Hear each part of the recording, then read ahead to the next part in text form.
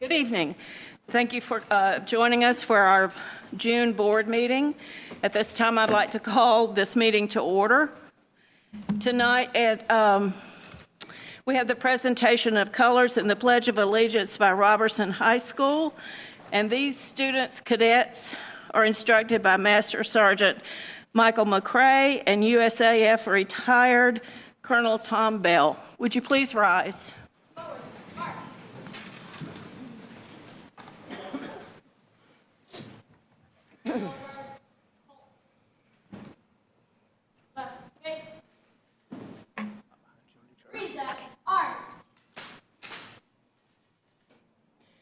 I pledge allegiance to the flag of the United States of America and to the republic for which it stands, one nation, under God, indivisible, with liberty and justice for all.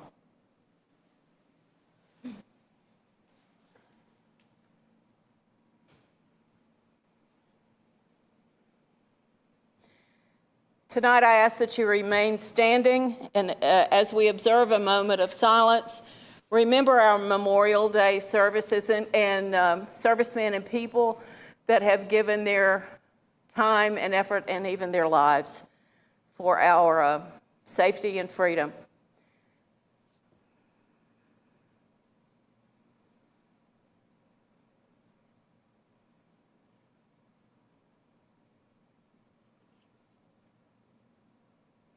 Thank you. You may be seated.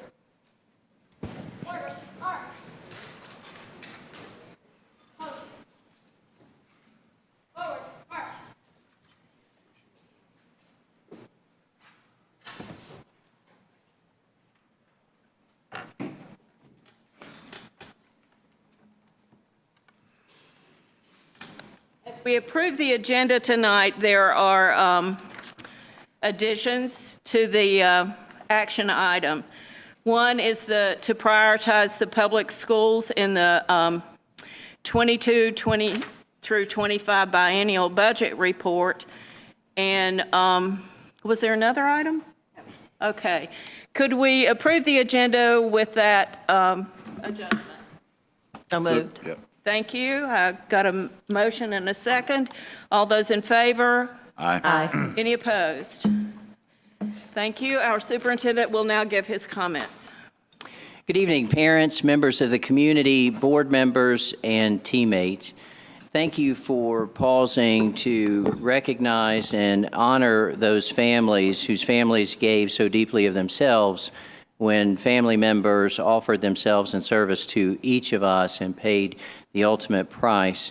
Certainly, we are all able to enjoy the benefits of public education and the freedom we have because of our servicemen and women who offer themselves, and we do honor those families who gave so very deeply for each of us. Last week, we were delighted to invite our state delegation to climb on a school bus with us and to visit classrooms in 3 schools. Thank you to Senator Mayfield, Representative Ager, and Representative Prather for being fully present and talking with our students and teachers. Thank you to the 3 of them for investing time and energy and witnessing the amazing work that happens every day in our schools. This week, we were honored to host our governor as he spent time in classrooms of Weaverville Primary School. Politics aside, when I witnessed the leader of our state sitting on the carpet, surrounded by kindergartners, literally at the feet of one of our amazing teachers, engaged in a classroom lesson on vegetables, I was so very grateful and simultaneously wished that all of those charged with funding and supporting our public schools would do the same. If our leaders in Raleigh would spend the same kind of time observing and bearing witness to the challenges and celebrations, to the accomplishments and to the hard work, I truly believe that we would not be worried about funding our schools and paying our teachers and staff what they truly deserve. I salute those in leadership who spend their time deeply involved with and a part of those they lead. Speaking of leadership, I'd like to thank the Asheville Breakfast Rotary Club, the Kiwanis Club of Black Mountain, the Rotary Club of Asheville, and the Alpha Phi chapter of the Delta Kappa Gamma International Society for inviting me to speak to their groups about what I have learned about our incredible schools and for their support of our students, teachers, and school system. I love every opportunity I receive to tell the story of our phenomenal students and teammates. Over the course of the next 9 days, we will gather together with parents, family members, loved ones, teachers, administrators, and staff members to celebrate the preeminent accomplishment of our students' academic careers. Each of our 11 high schools will gather as learning communities to commemorate an incredible milestone in a young person's life, graduation. We will celebrate our students on this incredible achievement. Through their hard work and through the support of their families, they have earned their high school diploma. I also want to acknowledge and recognize each of the educators who have supported and encouraged, who have challenged and pushed, who have loved and cared for our graduates for the last 13 years of their lives. From the instructional assistants, to the bus drivers, to the child nutritionist, to the custodians, to the office support personnel, to the teachers, to the counselors, to the school social workers, to the student support teams, to the instructional support teams, to the administrators, and to all who are such important members of the Buncombe County Schools team, thank you. With each name that is called, with each hand that is shaked, I celebrate you. Thank you for choosing to give so deeply of yourselves to our children who are so very worthy of our very best efforts. To our graduates, as you prepare for the grand adventure that waits for you on the other side of that handshake, step forward knowing that you are well prepared for the challenges that will pop up. You go with an incredible network of supporters. Your teachers will always be your teachers. Decades from now, when you see the wonderful person who served you lunch in elementary school, their face will light up with a huge smile, and you'll hear them say, "I'm so proud of you." We are proud of the class of 2023. With you go our hopes and dreams and the life's work of countless educators. This I know. Our students, families, and the community have never needed a strong, loving, and caring school system as much as they do now. We accept this challenge. We commit to each and every one of our students. We will elevate to new and majestic heights. We will give our all because our students are worthy of our very best efforts. To our team and to our board members, thank you for all that you do for the students, families, teachers, and staff of the Buncombe County School System, and thank you for an incredible school year.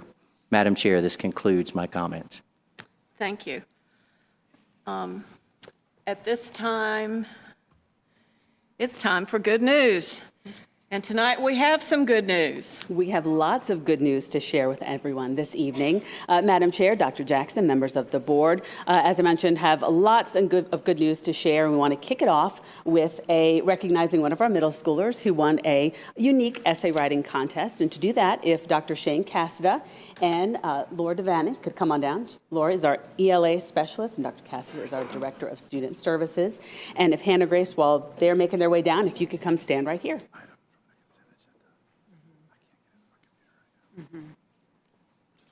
We'd like to invite those from Cane Creek also, if you would, please to come and stand with Hannah Grace.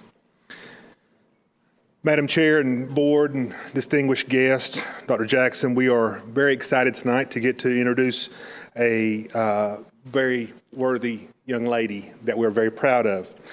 The Do the Right Thing essay contest is birthed out of a form of appreciation from the Kuwaiti government following the Operation Desert Storm in 1991.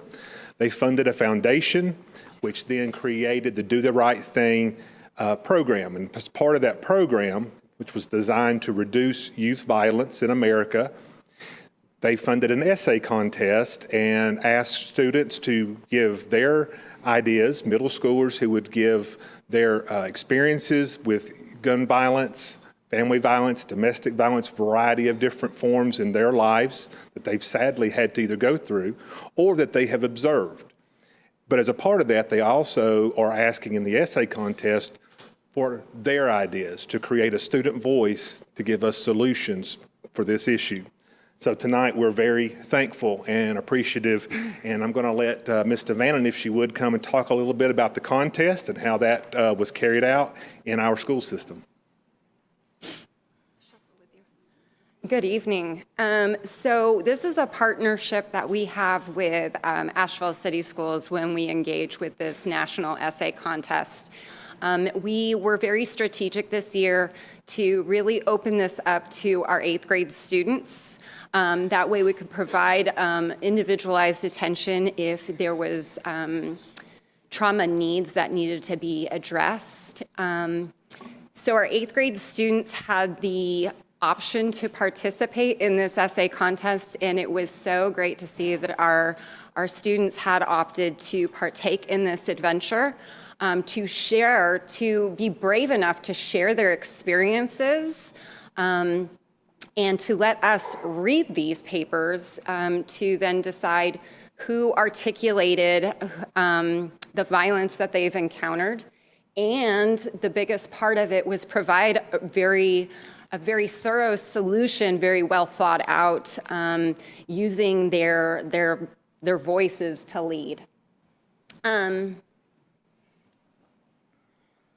So in this, while they're bringing up their own experiences with either trauma that they've dealt with from violence or observed violence, this can bring up a lot of raw emotions and experiences and so forth.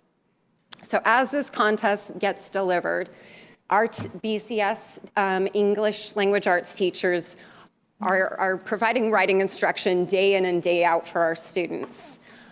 But they don't teach to this particular contest. They know their students have the tools and the resources from all staff on campus, including administration and school counselors, to write their truth and to speak their solutions in a very young adult leadership way, where us adults can learn and grow from their solutions.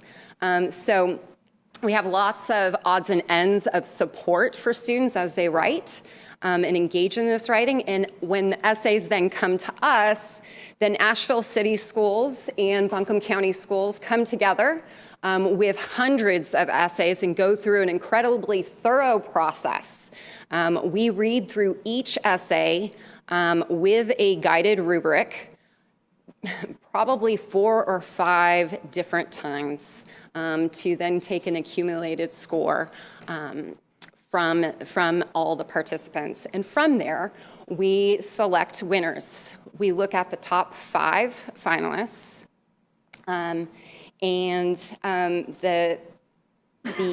there's not only a celebration dinner to honor the student, the school, and the parents, but there's also a celebration that happens in DC. So they are going to DC, the student, her family, and the teacher.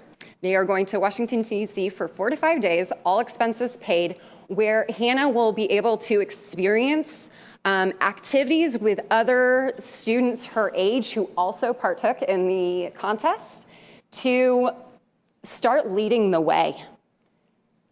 She is a young leader who's going to go very, very far in life. She's already got a lot of tools under her belt, so it's about growing those tools so that she can become an even greater leader.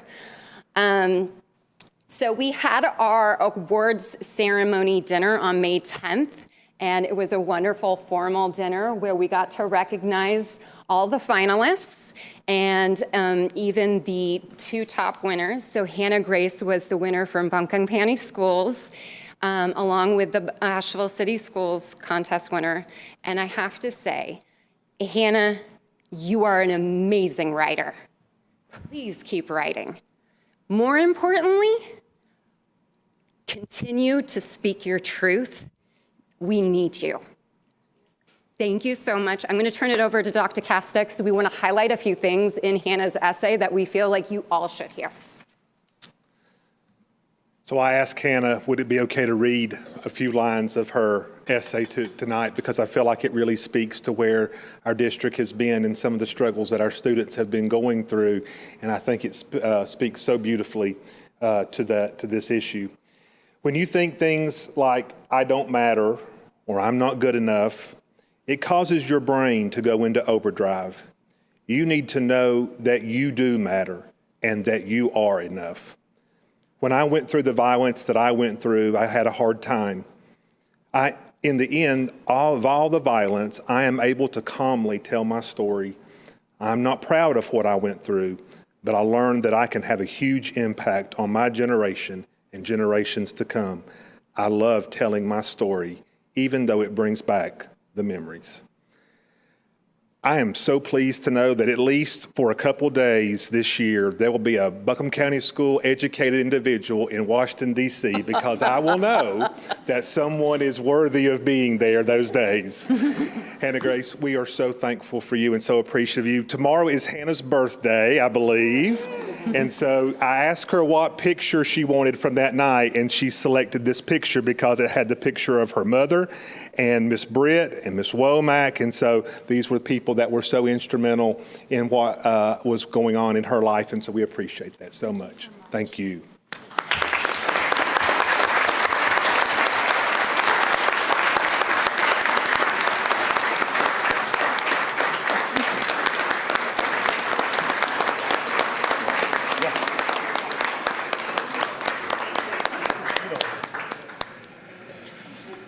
And we'll get you guys lined up.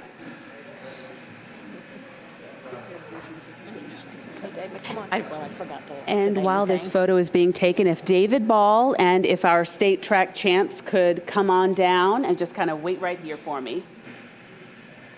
Harris, I do want to say one thing. I had the opportunity to read these essays, and to Dr. Cassidy's point, when you read those essays and what these children have been through, it really makes you think really hard about making sure our kids have a very safe environment when they attend our schools. So I admire them for sharing the truth.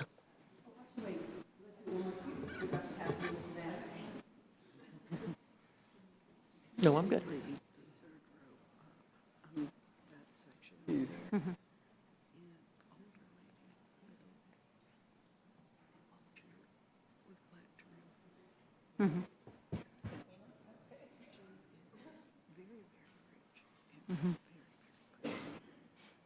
Okay. Great job.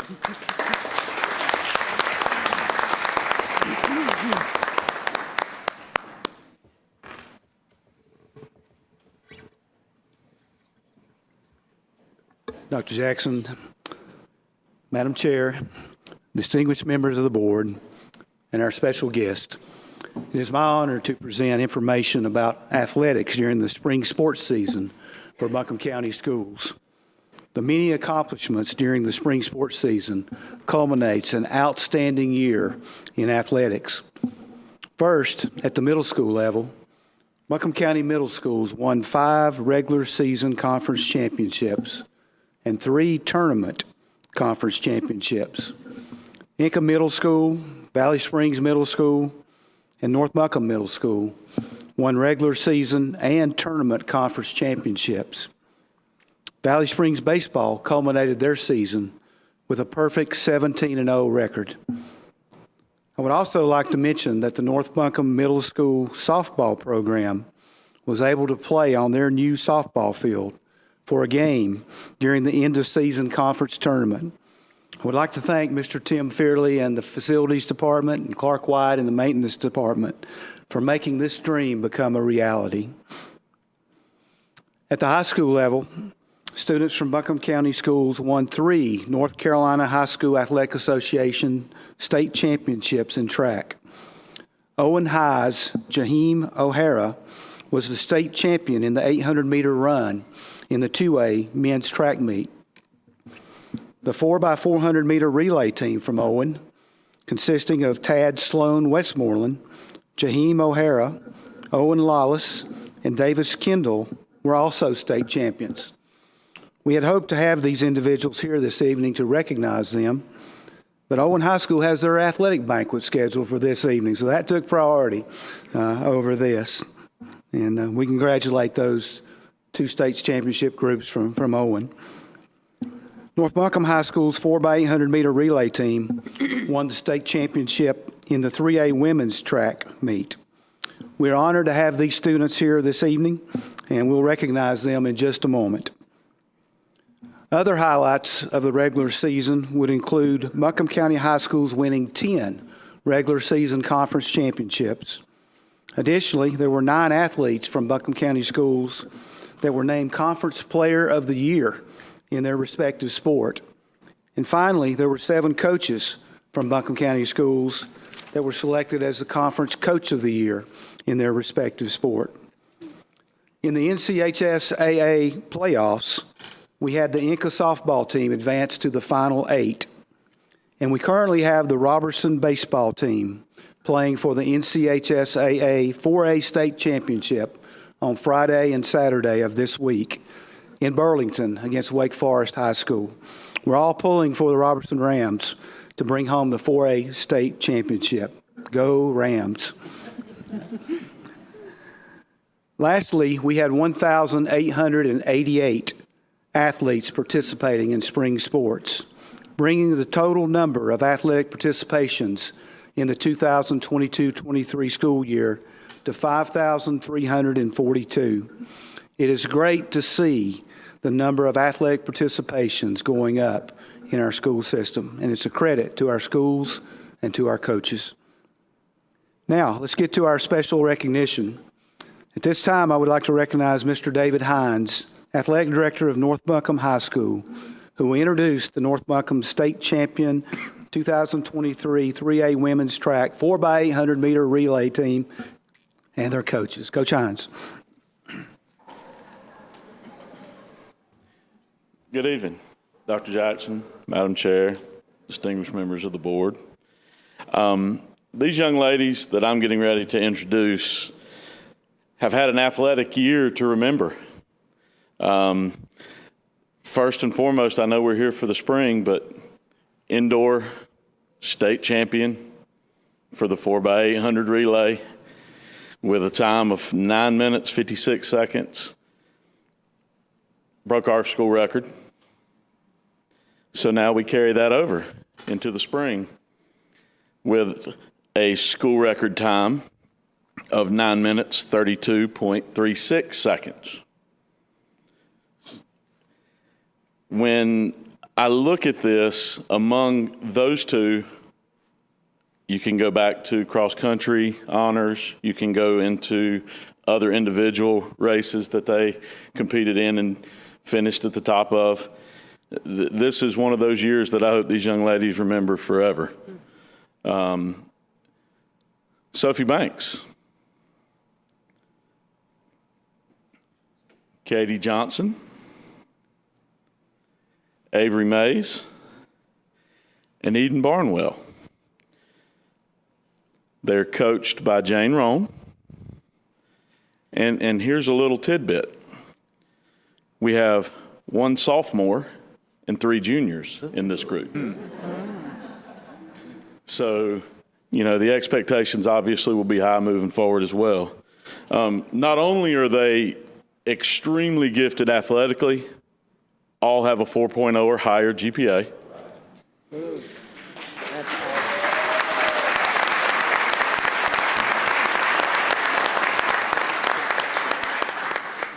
And for me, these young ladies have made their coaches, our school, our community, and this county very proud in their accomplishments this year. Congratulations, young ladies.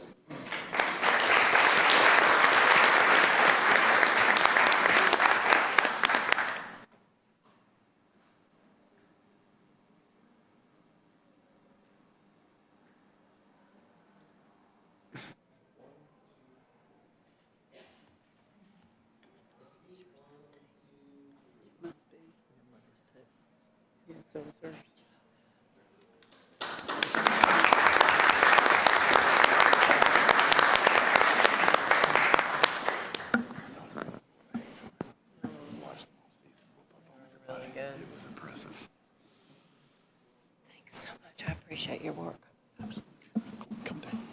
Congratulations.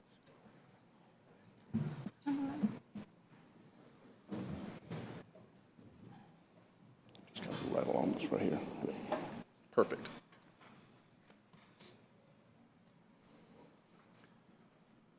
Madam Chair, Dr. Jackson, members of the board, it truly is a good news evening as we're recognizing multiple areas within our school system.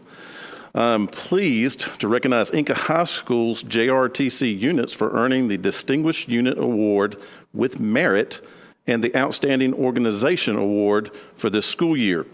The awards recognize the personal growth and the accomplishments of the cadets, the contributions of the instructors as mentors, and the support of the school and surrounding community. Now, folks, I will tell you, as a 32-year military vet myself, it's been an absolute pleasure to watch this group really grow over the last few years.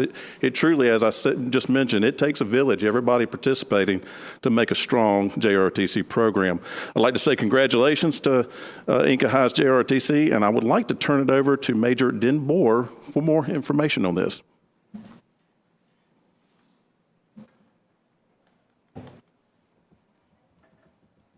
Hello, everybody. Thank you for giving me a moment to speak about these outstanding young cadets. It's not just these. There are 110 other students who help make this happen. The way we work in JRTC, we're primarily a leadership development course. Although being the Air Force version, we do have a strong focus on STEM as well. We try to work towards developing their leadership skills by letting them plan, fundraise, execute, and track events with the community. These students right here in front of us are some of our cadet leadership. This past year, they've planned and executed more than 20 color guards in the community. They've done more than 32 community improvement events, totaling exceeding 2,000 hours of community service support for only 113 students. And it's been outstanding to watch these young men and women grow and develop every day. I go home every day with nothing but confidence that when I get to be a little bit older and I get to retire, that these young people are going to be taking care of me very well. So thank you very much. And if you give them a round of applause, I appreciate it.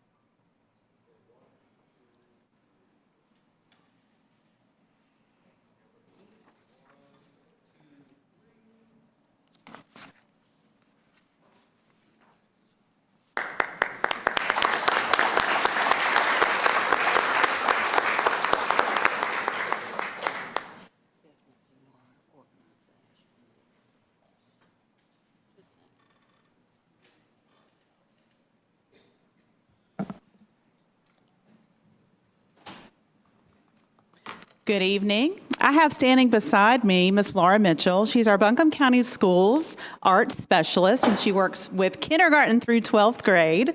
And on behalf of the National Art Education Association, it is my great honor to recognize Miss Laura Mitchell for receiving the Southeastern Region Supervision and Administration Art Education Award. There is no greater testament of your exemplary contributions to the field of arts education than being chosen for this very prestigious award.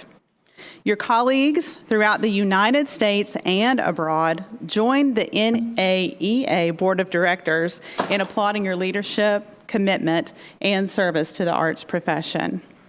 On a more personal note, Ms. Mitchell's leadership has been instrumental in creating and sharing a strong vision for arts education in Buncombe County schools. The work that she does finds its way and trickles all the way down to the classroom, to individual students, and to families in our district. And so it is my distinct honor and privilege to recognize Laura Mitchell this evening.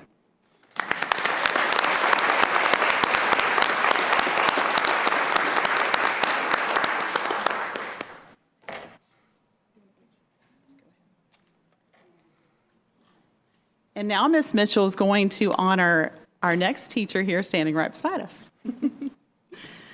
Thank you for your kind words, Dr. Reed. Thank you, Madam Chair, Board, Dr. Jackson, our BCS staff, community partners, families, and our students. It's an honor to work for Buncombe County Schools, and I am truly grateful to represent our district at the state and the national level, and I promise to continue to do the work. But it's due to our amazing staff of arts educators in music, dance, art, and theater. And we are known for our high-quality arts education across the state. And I am proud tonight to get to recognize a wonderful art teacher. And oftentimes when you tell someone you're an art teacher, you might get a response from someone that you might have heard before, like, well, I can't even draw a stick figure. Or perhaps, I don't have a creative bone in my body. And you're chuckling because they probably sound familiar to you, right? An art teacher's response to those questions might be this: that's awesome you can draw a stick figure. It's a super start. I wonder what would happen if you bent some of those straight lines and then you added a little volume to that stick figure. What would happen then? Or an art teacher might also say to the other response, well, it's okay if you don't have a creative bone in your body because creativity comes from your soul. And Miss Kelly Holland here that's standing beside me, this is what she does each and every day. She sees the creativity in her students at PEP, our progressive education program. She loves her students so very much, and she sees in them creativity. Her students have challenges, but she sees beyond the challenges. And she is able to see the creativity and be able to enable them to make art, to create music, and helps them with their artistic decision-making. She's really, truly a gem. And she obviously loves her students because she is dedicated. We're sitting here tonight. She's like, what's our PD in the fall? Like, she's like ready to learn. She loves to learn new things, and she's constantly involving herself. She's even like done presented professional development across the state. And she is a fairly new teacher. This is her 4th year in Buncombe County Schools. And I also want to say how she gets her students at PEP involved in the school culture. She's so good at displaying the student artwork and being involved in this very special arts day that we have. And her students also create the prom decorations at PEP for their PEP prom. And she really is 100% in. And I also want to note that she was the PEP 2023 Teacher of the Year. But tonight, we want to recognize her at the state level. She was the North Carolina Art Education Association Special Needs Art Educator of the Year. And I am proud to present her plaque to her tonight. Let's give her a huge round of applause.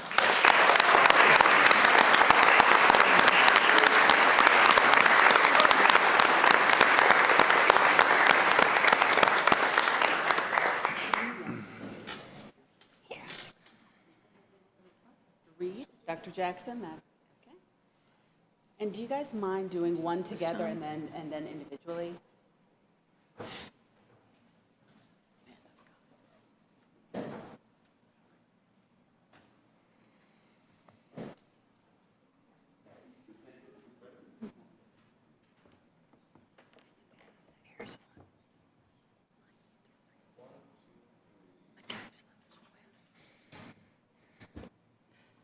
Sit on it, let hand do it, and then split them up, yeah.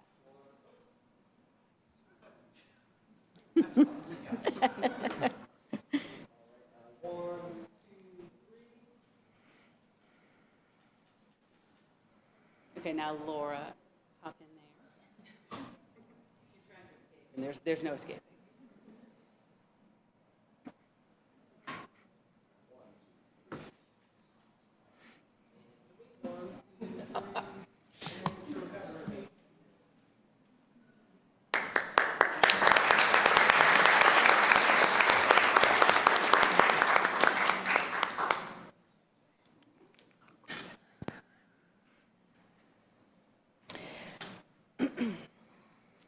Dr. Jackson, Madam Chair, members of the board, and our school community.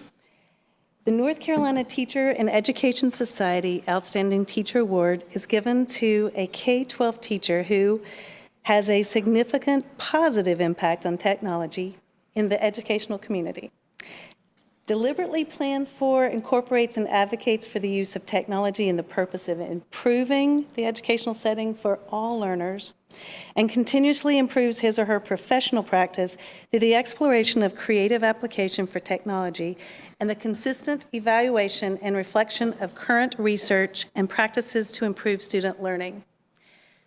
I've worked as a blended learning coach in Buncombe County for over 10 years, and I can confidently tell you tonight that we have many teachers who qualify for this award. However, it's my honor to recognize one of those outstanding innovators who received this award at the North Carolina Technology Conference in March of this year. Let me start by saying, it's a little nerve-wracking being up here, by the way, just saying. But let me start by saying, I can't say enough about Kate. This A.C. Reynolds Middle School 6th grade teacher who I've had the pleasure of working with and supporting in the classroom, a classroom where she truly engages this energetic learning experience for all children. She takes a student-centered approach to teaching and is constantly thinking about the opportunities for students to learn. She seeks ways to bring emerging tech into your classroom, including 3D printers.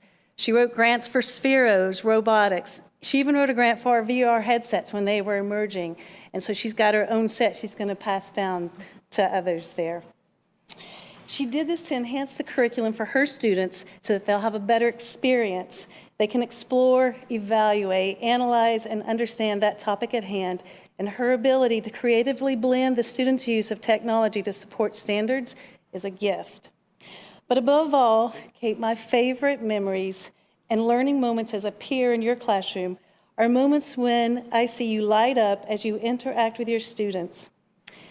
Kate will laugh as a middle school student is silly, a laugh of compassion. She will laugh as a student blurts out with this aha moment of accomplished success, a laugh of pride and excitement. And she will laugh a laugh of authentic respect for the whole child as they tell you this unrelated story about their day and their life, and they share that with you. You build strong, supportive relationships with your students. You encourage teamwork, and you even share your success with colleagues at your school and outside with your community. She has her own Instagram, Team Atlantis. And if you haven't seen that, you need to see that. In fact, I forgot that I could have brought pictures because I usually see Kate dressed in a costume, an atom, or some other scientist that she wants to get her students excited about. You inspire, challenge students and teachers alike to love learning, and you're an asset to your teammates in your school and other educators who just cross your path. This small quote is from her application, and I think it sums it up. I am also a constant reflector of my practice and continuously collaborate with any colleague to gain ideas. I'm always learning and excited about new tricks to make student learning that much better. And it is my great honor to introduce to you tonight North Carolina's 2023 Outstanding Technology Teacher, Kate Whittier.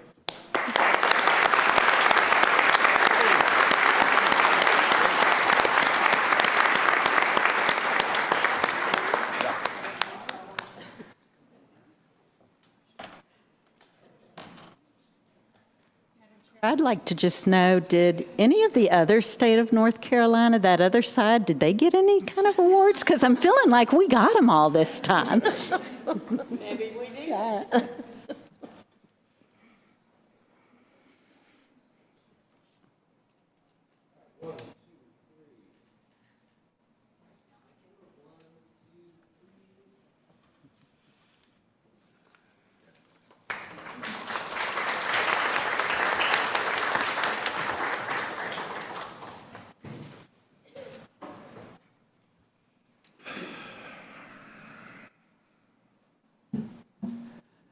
Dr. Jackson, Madam Chair, and members of the board, what a great night to recognize employees and different folks in Buncombe County Schools. It's my turn to recognize the Bus Driver of the Year award today. In thinking about it, it's the Buncombe County Schools Bus Driver of the Year Tracy Lee Calhoun Award. This award was named years back for a bus driver who passed away unexpectedly in the Raleigh area, and it brought a greater awareness to bus safety and transportation in the greater North Carolina area. This year's award is sponsored by our Buncombe County Schools Foundation and White's IC Bus. So we really appreciate those partnerships in making this recognition happen. Buncombe County Schools operates 220 buses each school day, transporting approximately 10,000 students 15,000 miles a day. It's a big job. The bus driving job is hard, and it's a critical part of our operation as a school system. Our drivers are often the first face students see in the morning and often the last face our students see in the afternoon. I say often a smile goes a long way in this trade, and post-pandemic, we've all learned the importance of social emotional learning. Tonight's recipient exemplifies the idea of putting the student first, and a smile goes a long way. Our recipient was nominated by Anna Austin, assistant principal at Buncombe County Early College, and Nathan Paget, assistant principal at AC Reynolds High School. So if Mr. Bob Rowland can come down, we kept this a secret, Mr. Rowland. So Mr. Rowland, if you'd come down, and Mr. Alexander.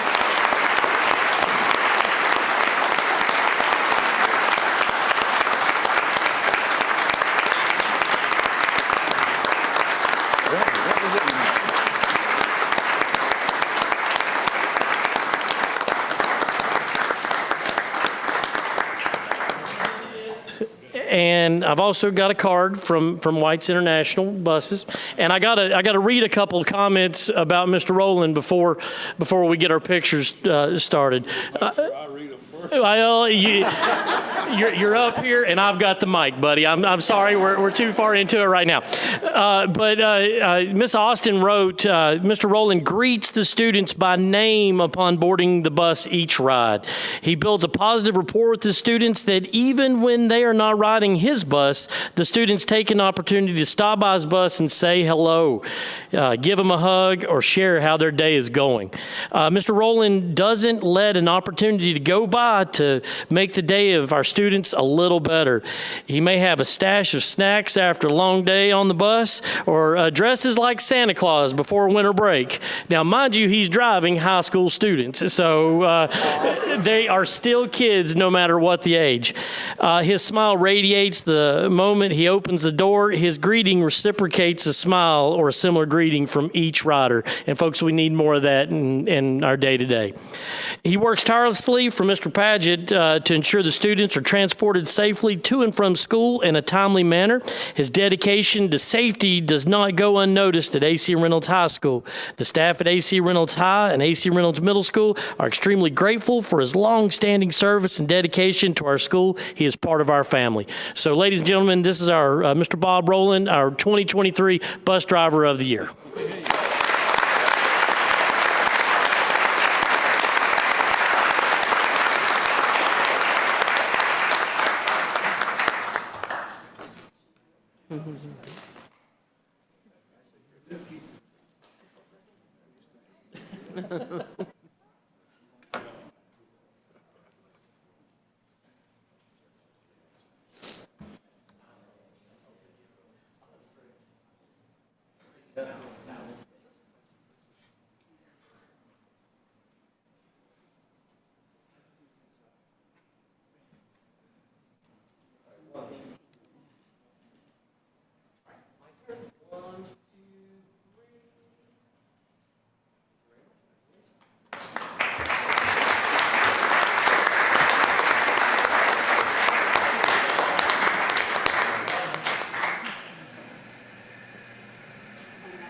Good news for this evening. Thank you. I was going to call for it, but I was going to wait till after the curriculum feature. Should I call for it now?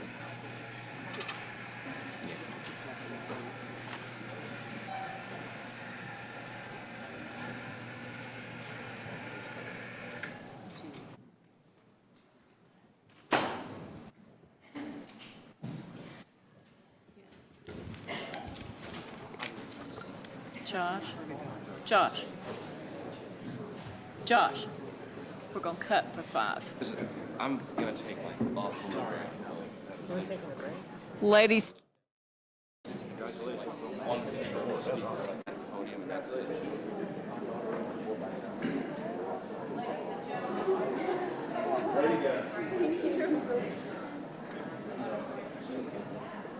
the school teacher yell.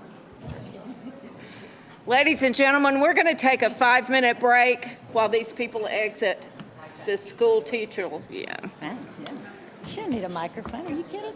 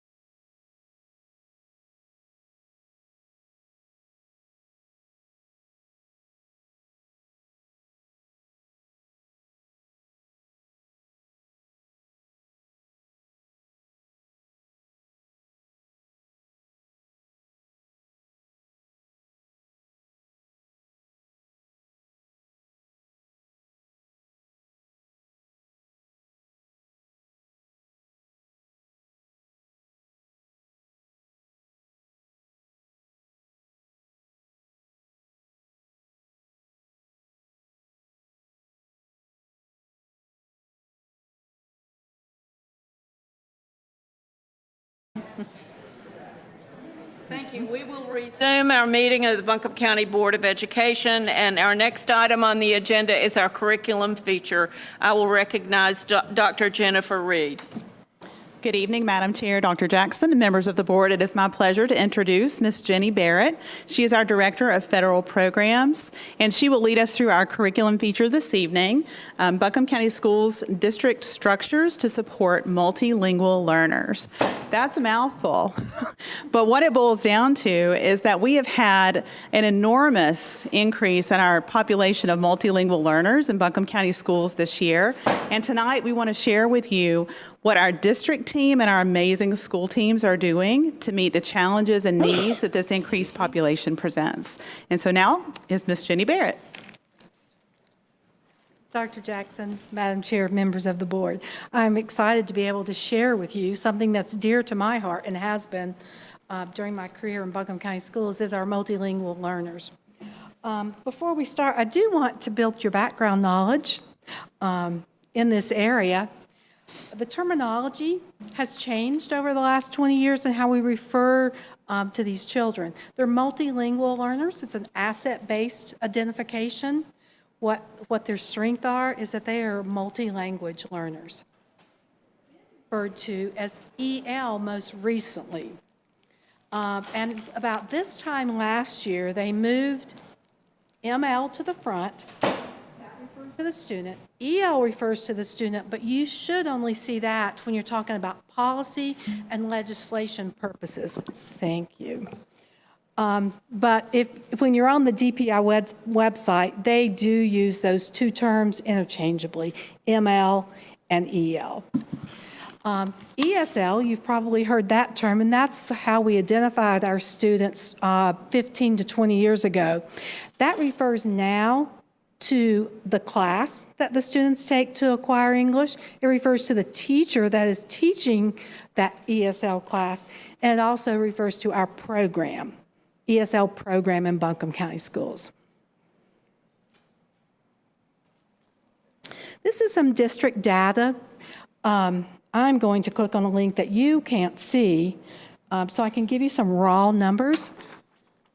This is comparing last year to this year and the increase that we've seen. Last year, at this time, at the close of the school year, we had 1,736 ML learners in our building. We saw an increase over the spring of last year.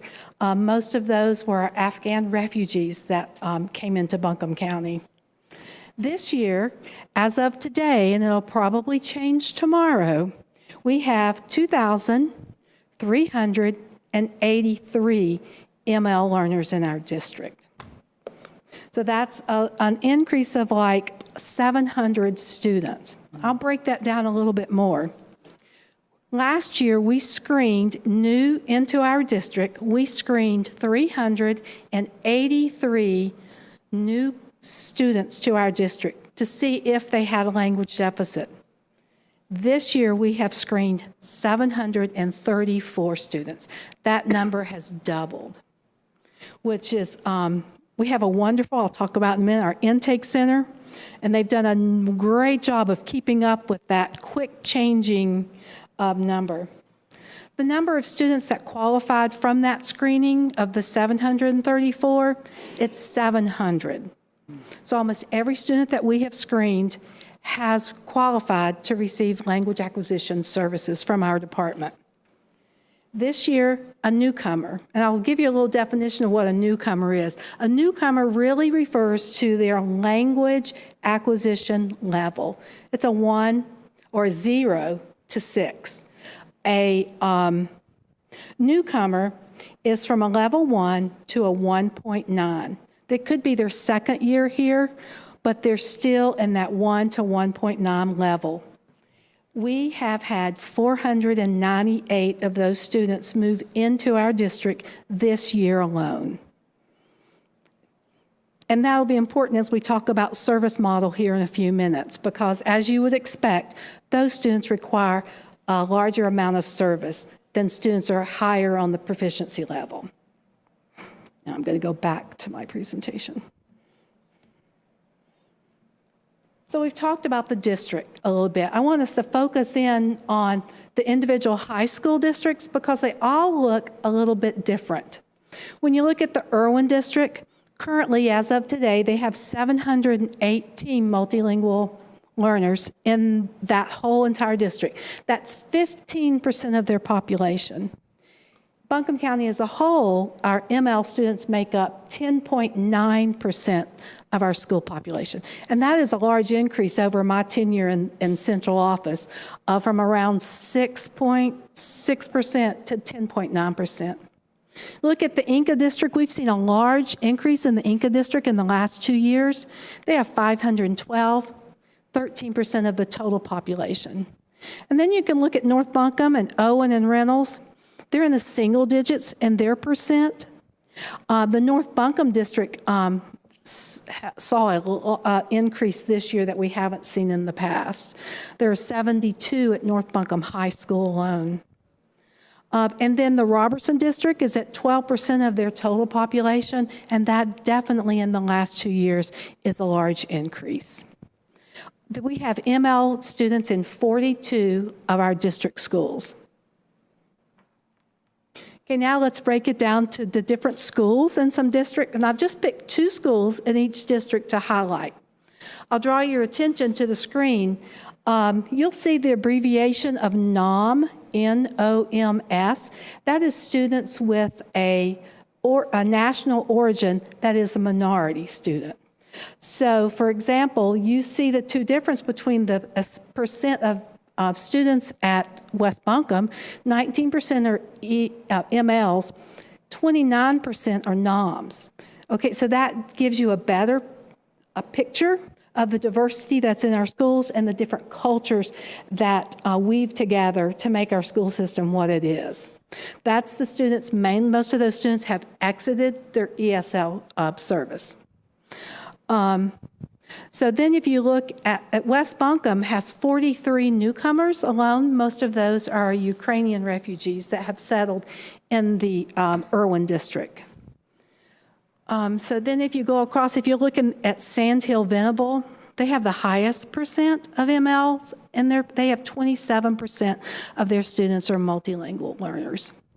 So that whole graph just gives you a picture of what's going on in our school system. And then I have our other 3 school districts, Owen, Reynolds, and Robertson. If you'll look at the Owen district, 13% at Williams Elementary School, which is pretty high, but then at the high school, it's 4%. Why? Because our ESL teachers are exiting those students before they reach the high school. Yeah, I'll just give you a few seconds to take a look at that. But that kind of gives you, you can see where our newcomers this year have landed.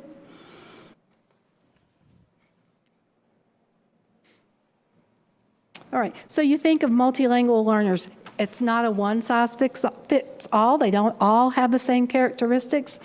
We have our multilingual learners that come in as kindergartners. It's their first year here. Those students will amaze you. They will just look at you and smile in August, the most precious children, but by Christmas they're going to hold a conversation with you, which is exciting. Then we have the newcomers, and most of those are new to the U.S. schools in 1st through 12th grade. And within those newcomers, you can have SLIFE or SIFE students, and these are students that are newcomers that have limited or an interrupted education. They may have not been in school for a couple of years, maybe on their parents' journey into our country. They did not attend school as they're coming from Guatemala for a couple of years or so. So that is a huge increase in our newcomer population that have the limited or interrupted education. We call some MLs, they're since kindergartners, they're entered in kindergarten, and they are on track to exit in 5 to 7 years, and that's what research says we can expect. Then there are those at-risk ML learners and those that are not meeting their language acquisition goals. They are not on track to exit in 5 to 7 years.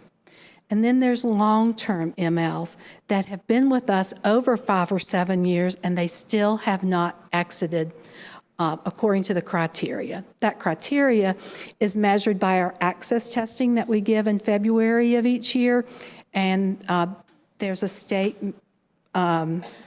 level that they have to reach. But we do have long-term ML students.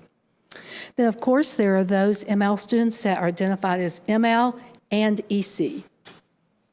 And then we have our bridging students that are almost ready to exit ML status, and they're being successful in the classroom, and they can receive just their language acquisition by being immersed into the English in their classroom.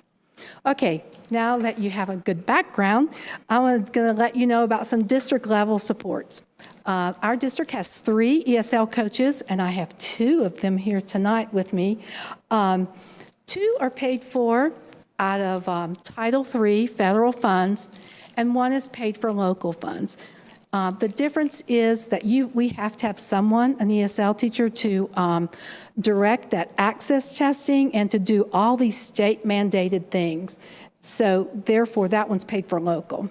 We have an intake coordinator who is exceptional and our data is pure and clean and updated daily. I can look at that sheet that I was looking at, give you numbers tomorrow, and if a child entered today, that number will be on that sheet. I have an ESL administrative assistant, and then we have a language services department to enhance the communication with our parents at home. That department has 2 full-time interpreters. One is local funded, the other one is ESSER funded. And then we have 8 to 12 contracted interpreters that interpret and translate for our schools as the needs arise throughout the day. Then at the school level support, we have 36 FTEs, equivalents of ESL positions. Of those 36, 6 are ESSER funded. We had 4 last year, and we have 2 ESSER funded positions this year. Those are good through June of '24. And then those 6 positions, the funding source leaves. Currently, well, let me back up. The state recommends that an ESL teacher's ideal caseload is about 50 students. Each student has an individual learning plan. It has to be monitored, kept up, and an ESL teacher also supports all teachers in the building with modifications and accommodations in the regular classroom. We are currently ranging from about 48 to 106 caseload, depending on the school that you serve.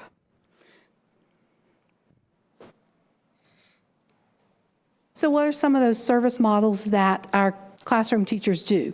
The premier service model for multilingual learners is dual language. So our dual language schools have our MLs built in that. That is the most effective long-term. They leave that program, they are bilingual, they can read and write efficiently in both languages. Then we have scheduled ESL classes, which happens in schools. They get pulled out, and the teacher uses some of our curriculum that we'll talk about to develop a student's English language.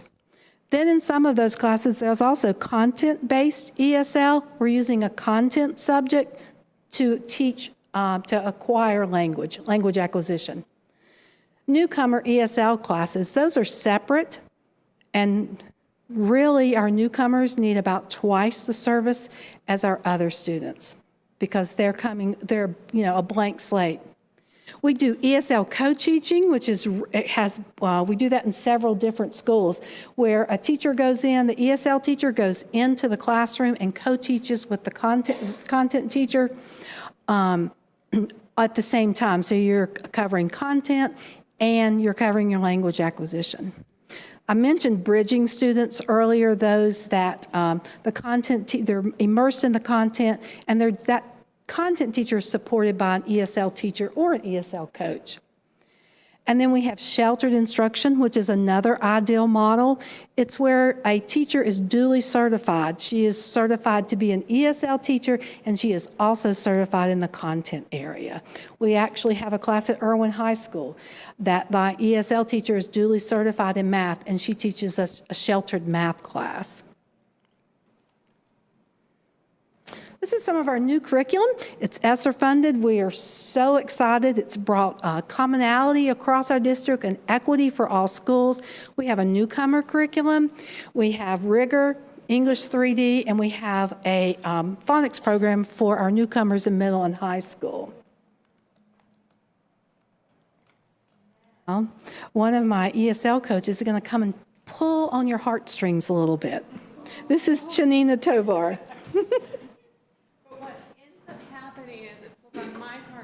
And I tend to be a little emotional. That's okay.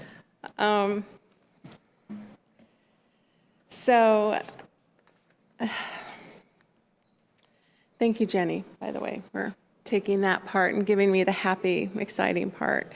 Although all of this information is nothing new, this year definitely has been a challenge. And in my 25 years doing this in this area, I've never seen it. I've never seen the needs at this level.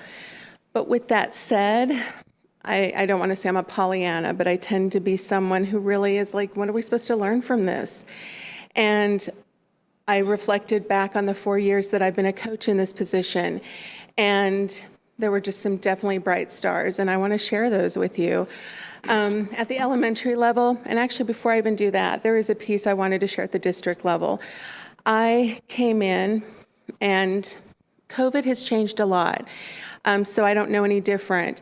And I may use a word that I shouldn't use, but I'm going to use it. I heard about silos back in the day when I first came in. Sorry. But I have not felt that. I feel like we are coming to a commonality and people are really trying to work together to solve these issues. And I feel like I'm building some teams that really want to do this work with us.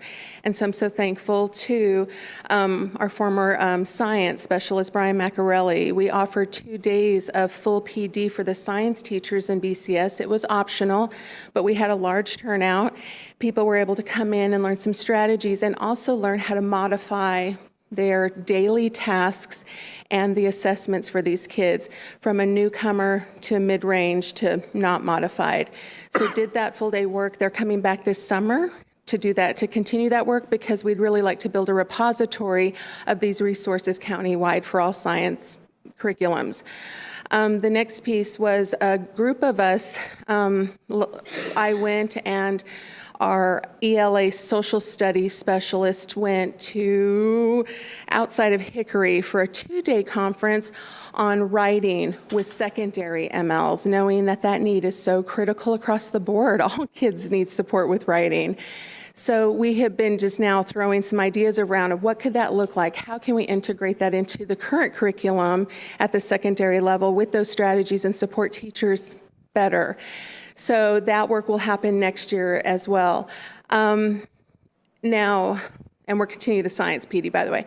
But when I look at schools, these 4 just jump out.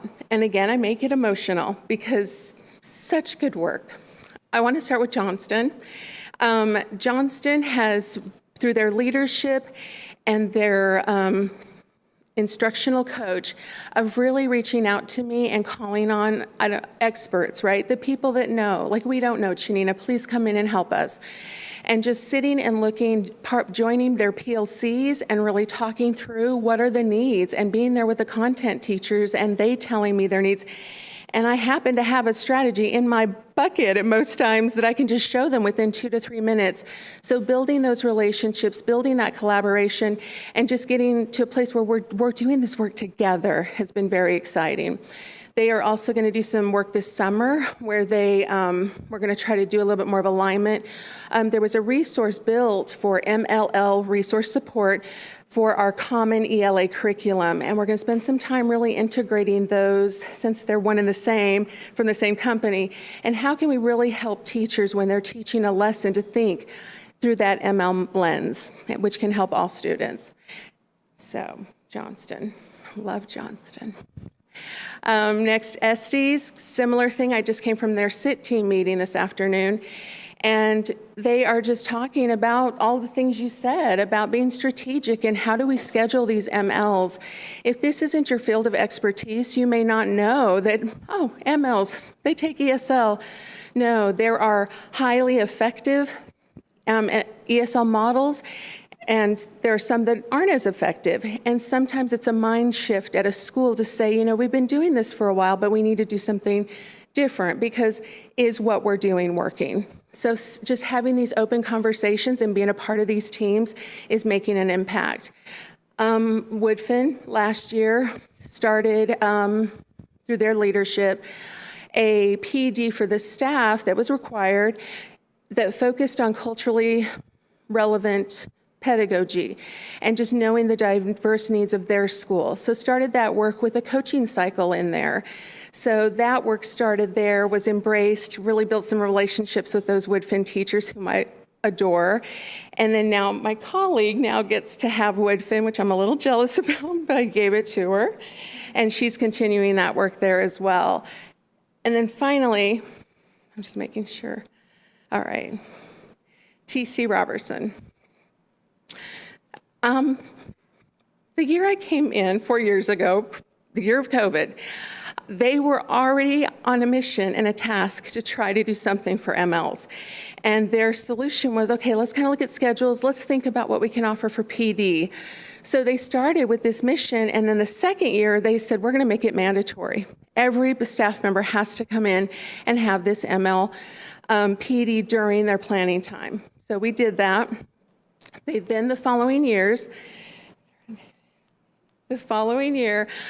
we continued with the Coach Now team. We have all of our coaches, the blending learning coach, the literacy coach, math coach, and we're working collaboratively to present PD monthly, and then in between those months, it's more of an ML focus or a blended learning coach focus. But it's really giving teachers a menu of options for the needs they may have in their class.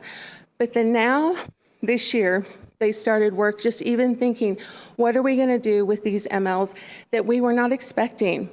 The year I started, they had a full-time teacher for about a year because their numbers had gone up to around 60. The year, was it last year, their numbers jumped up to 104 around the first week of school.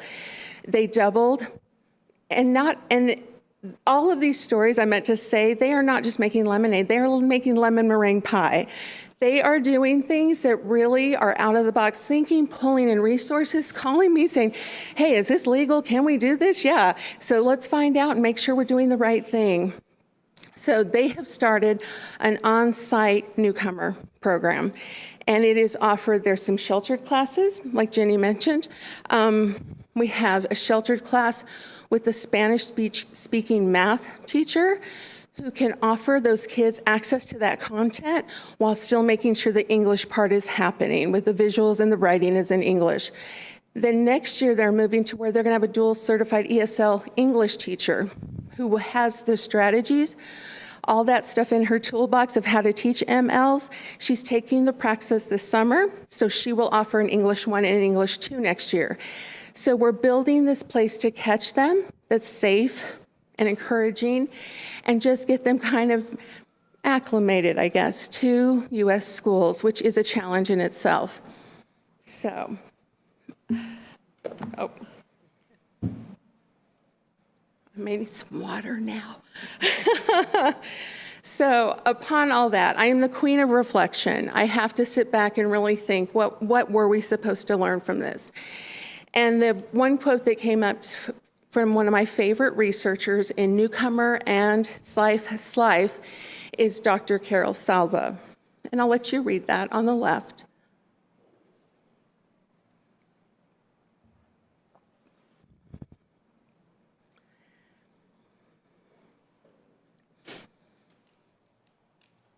And I just love that she starts as educators, right? Step one, what is my job? Why am I here? Our main job is to give hope, and I truly believe that, and I feel that in these last few years. And people with hope don't give up. They do see that the sky is the limit. So then we thought, well, what is our goal for our program? If we had to make a goal, and we've been making goals every year, but this year I thought, no, this is going to come more from the heart as opposed to my strategic planning. But I wrote this, not sure it's the same, so I'm going to read from here. We want to give hope as an ESL program and as BCS that at the district level, at the school level, and the classroom level, we continue to build collaboration that includes the expertise of the ESL staff who knows the language and social needs of these students and families in order to provide structures that tell students from the minute they arrive in our schools, you are welcome and you are going to succeed here. And that is our hope for our ESL program. Thank you. Thank you.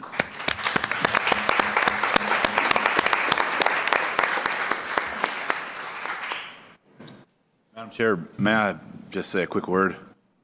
Of course. Gratitude for, thank you all for everything that you do. I'm so proud and honored, to be a part of Buncombe County Schools when I hear about how we serve each and every student that shows up at our door, all the needs that they bring with them. And this one is such a massive lift. And I know this last year has been extremely challenging.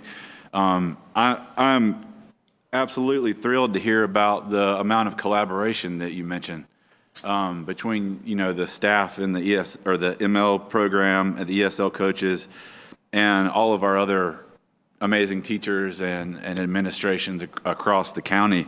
I think when you're faced with an impossible task or something that seems impossible, collaboration with others is about the only way you can go about it. And I know that you're likely short-staffed. And I know that, being able to reach out to your colleagues and solve problems together probably empowered you to get done all that you got done to serve all of these students. So from the bottom of my heart, I want to say thank you. That's just an incredible story that you just told.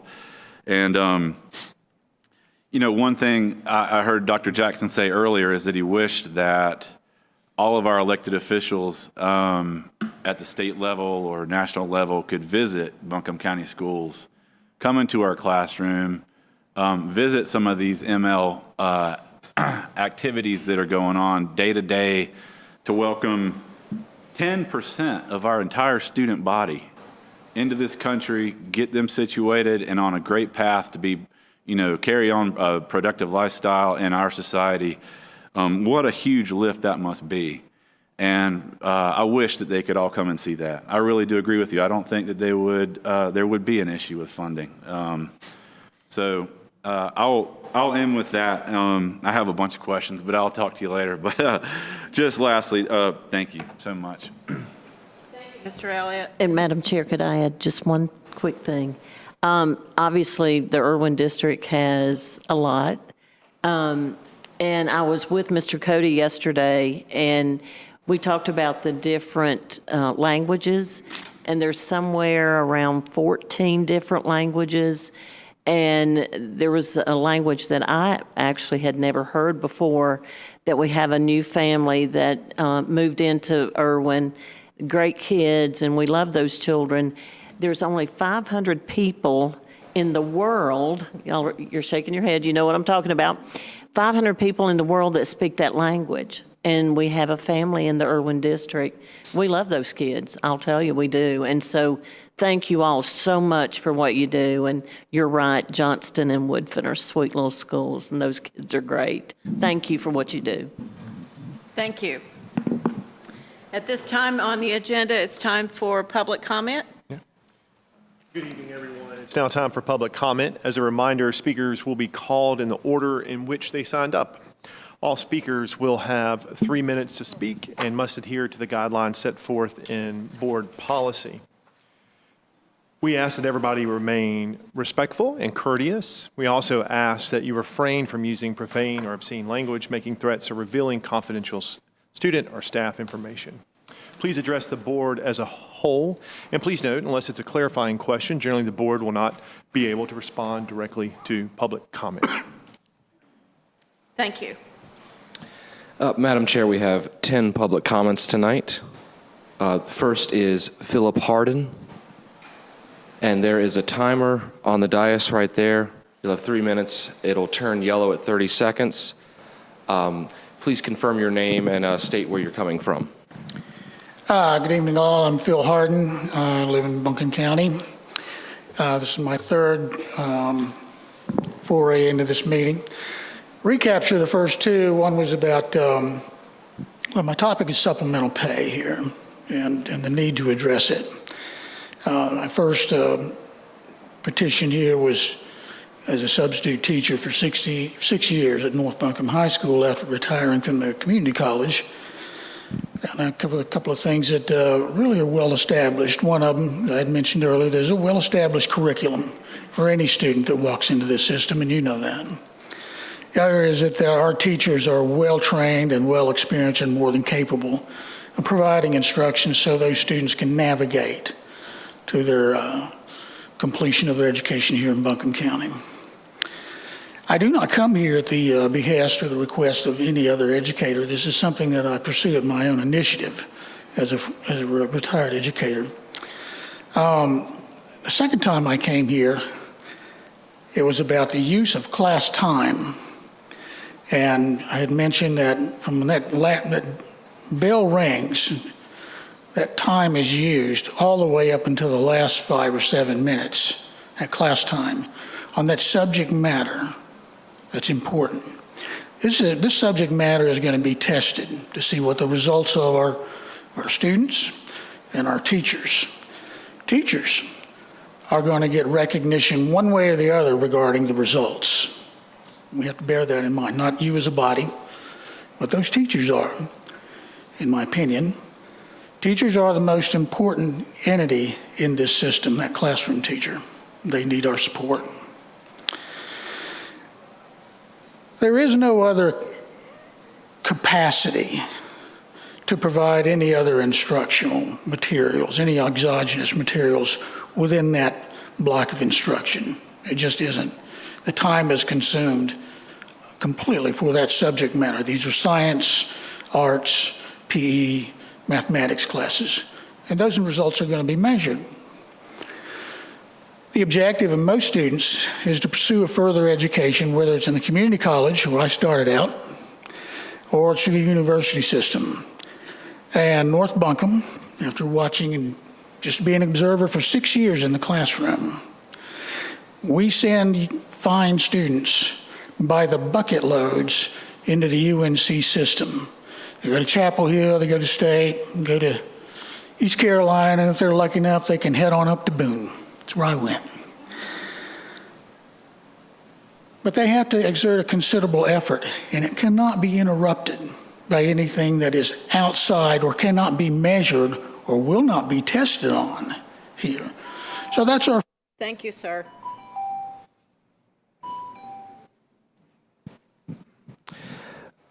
Courtney Blossman.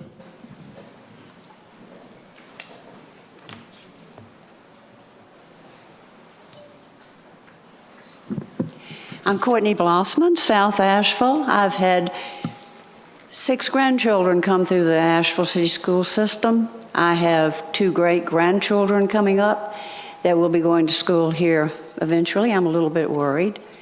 I wanted to talk to you. I know you have myriads of things to think about, and I really admire the fact that you're here and that you're wrestling with all the things that you have to wrestle with to run the school system, because Buncombe County is a very large system. I would like to speak to you a moment on critical race theory, because CRT advocates that American culture is a conspiracy to perpetuate white supremacy.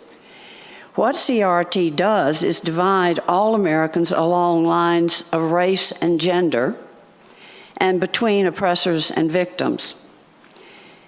CRT for many years has been on college and university campuses and has spread through public schools across the country, as well as government agencies, the U.S. military, and private corporations.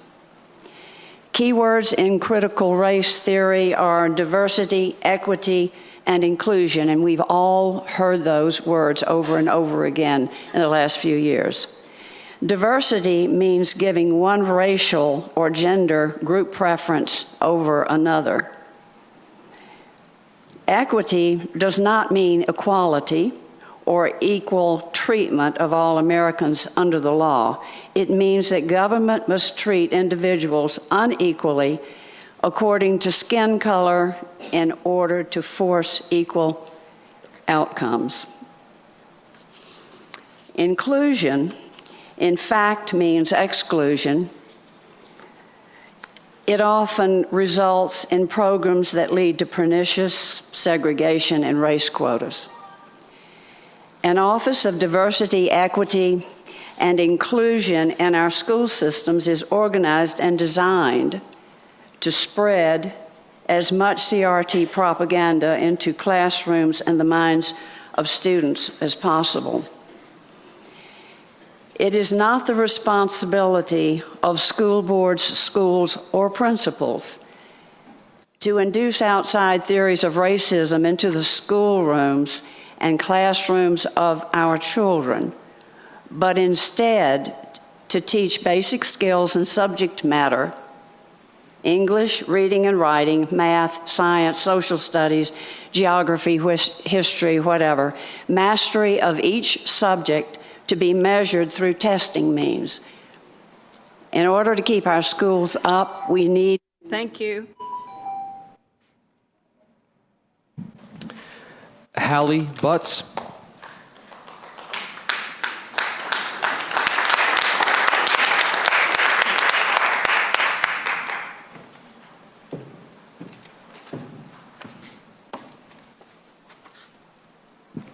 My name is Hallie Butts, and I live in Black Mountain. Dear fellow human beings and image builders of God, life is sacred. It is very unfortunate and gratuitous that our society we live in today no longer views life as sacred, but the opposite. Long gone are the days where our children were protected and shielded. It's the total opposite. We sacrifice our children, which is called abortion. We abort God in the process. We dispose of them as though they are garbage and have zero value or worth. We have become more than willing to overlook known evil. As a society, we have fallen so far into a pit of depravity and deception that we now accept as normal for a child to believe that he or she, or they, or them. I have news for you. Only demons in the Word of God refer to themselves as they, them, we, us. Talk about being beguiled. The only legitimate, truthful, and accurate they, them, we, us is the Trinity, the Father, Son, and the Holy Spirit. All deceit is deadly. Proverbs 21:16 states, "The person who strays from common sense will end up in the company of the dead." Gender assignment after conception is evil. Transgenderism is a cult. Those facilitating in this evil Marxism agenda will be judged harshly. Do you know that it is a dreadful thing to fall into the hands of a living God? It's expected and accepted now to reward evil for good. When a society finds it entertaining to exploit children at drag queen shows, or being used by so-called adults in their lives for entertainment, is the epitome of evil. There's nothing entertaining watching kids being told stories by grown men dressed and made up to look like flamboyant women. These individuals obviously do not realize their true identity. Just like the unborn, the most vulnerable of us, children today need protecting from the evil agendas. They are not being told the truth. The truth is always quiet. The lies are always loud. This is not okay. It is my hope and prayer that you would become intimately acquainted with the truth. His name is Jesus Christ. He is the only way, the truth, and the life. There is no access to the Father except through him. Please, I beseech you, to help us hold back those heading towards destruction before it is too late. Thank you.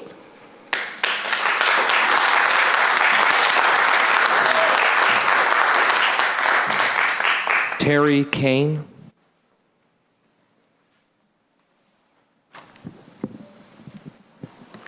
I'm here to talk about education. Ma'am, could I get your name and where you're from, Sure. please? My name is Terry Kane, and I've lived in Asheville for over 12 years. I was an elementary teacher in Massachusetts for 34 years. I don't like to speak in front of a large group of people, but my level of concern over the direction education is taking in this country and in North Carolina alarms me. America was built on the premise of every child being entitled to a decent public school education. We all know that is the foundation to enable a child to have a chance at a decent job and a successful life. As a teacher, I saw how many children with a variety of special needs were served by public education, whether it was a speech therapist, a hearing specialist, a guidance counselor, a special bus that was designed for the physically handicapped, special teachers for children with disabilities, and so on. This cost money. Public schools provide for this. Every child is guaranteed an education, no matter what their needs are. When you take funds away from the public school, all the children attending are compromised. Parents should be given the choice to where they want to send their child. But why should the taxes that we, all citizens, pay contribute to funding for a private school, where the school chooses which children they will accept, and the level of accountability is not determined by what the school board in public education says? Each voucher for a private school takes away the funding for public education. And as you saw today, the needs are great. Let's be honest, North Carolina needs the funds to improve the quality of education. We're not in the top 10 in the country. North Carolina needs to educate its children, and that should be a top priority in Buncombe County, as in the state. If you look at a country with the best education in the world, like Finland, you'll see that education is a top priority, and children there reach their potentials. Teachers are valued and appreciated. They are paid a significantly higher salary in relationship to other careers there. We need teachers. Thank you, ma'am.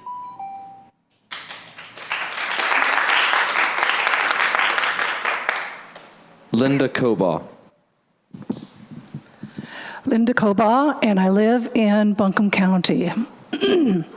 Good evening to you, our public servant leaders.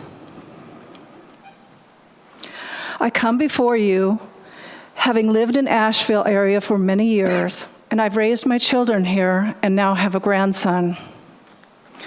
I would like to take this opportunity at this time to read the North Carolina law regarding public open meetings.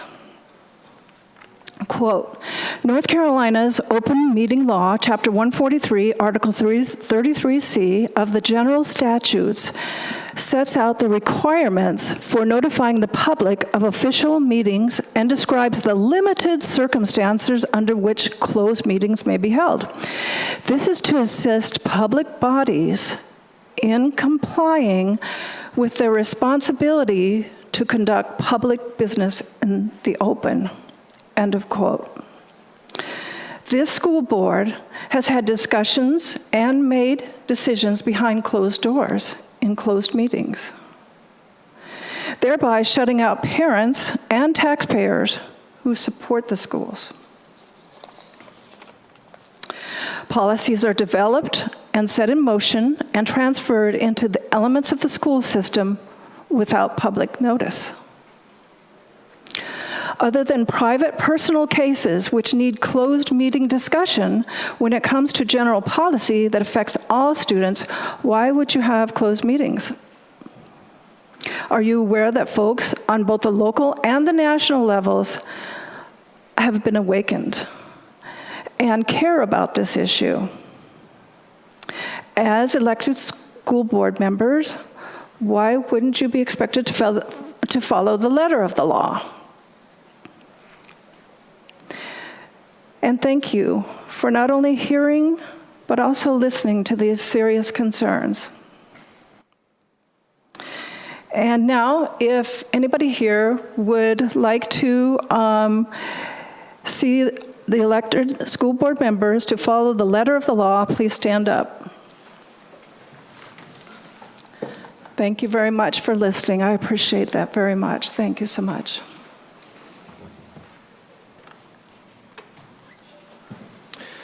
Pastor Ronald Gates.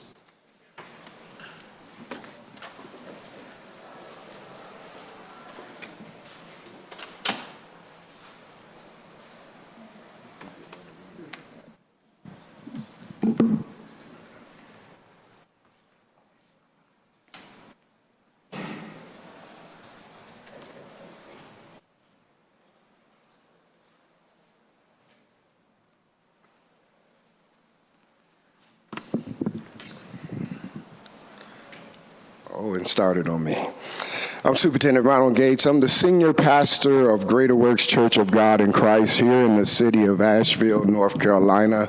And I wanted to just share with you some information that is taking place. I am a parent. I'm a taxpayer, and I'm also a local clergy here in the city of Asheville. You know, we send our children to school to be able to learn English, reading, math, arithmetic, science, and these are important components that are important for their growth and education. But there is a question among the community that is taking place. And that question is, because you supply or you fund a lot of the books that goes into the school system, is this: who is among you the pervert, who's the pedophile, and who's the child molester? There is books that are in the school system, and the books that I want to share with you, and there's other that's going to come behind me, is I Am Jazz. The other one is, Being You, and Jacob's New Dress. As you begin to look at these are books and videos. As you look at the summary concern, it addresses ideology in the elementary school between 4 and 9 years of age. Ideology, gender ideology. It begins to share with them an intention that contradicts their belief and faith of who they were born as a boy and a girl. This is evil. Evil intentions among the people behind closed door, and parents don't even know. Cambridge defines evil intention as morally bad, cruel, something you want or plan or desire to inflict injury or harm to another. These evil intentions right here, it begins to, first of all, denote who they were born as, a boy and a girl. The second one is morally bad because in the videos and the books, it begins to discredit the parent as a parent, saying that they do not know that their child is born a boy or a girl, or that they just don't understand that this is a safe place. Well, that sounds like a pedophile or a child molester to me. You know, then there's the last one is this, is that they intend on grooming the child with gender-affirming liaison in there to push down their throat puberty blockers or move them towards mutilation. The Bible says this, but whosoever shall offend one of these little ones believe in me. It would be better for you that a millstone be hung around Thank you, sir. And that they be drowned in the sea. He's right.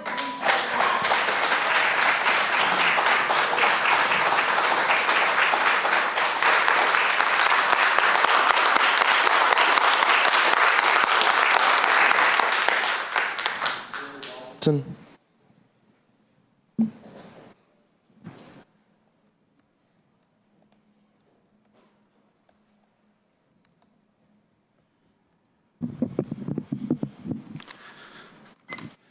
Let the words of my mouth. Sir, would you tell me your name, please, and where you're from? I will. I've got a little prayer before I speak. Do you mind? I do. I want your name and where Bill you're Robinson, and I live in Buncombe County. from. The first name, please. Bill Robinson, Buncombe County. Let the words of my mouth and the meditation of my heart be acceptable in thy sight, O Lord, my strength and my redeemer. My name is Bill Robinson, and I'm the father of 2 girls, the grandfather of 2 more, and the older brother of 2 younger sisters. I'm also a taxpayer, and that means you work for me and the other parent citizens in this room. A few quotes for you to ponder as you go about ruining our public school system. We're mad as hell, and we're not going to take it anymore, and God's children are no longer for sale. A question for the school board. Does the name Kylie Mae Wilhelm mean anything to any of you? Please, if it does, raise your hands. Kylie Wilhelm was a middle schooler at Owen Middle School in Swannanoa.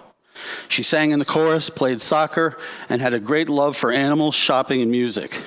She enjoyed working out, long walks, and most of all her family and church family. 3 weeks ago, Kylie killed herself.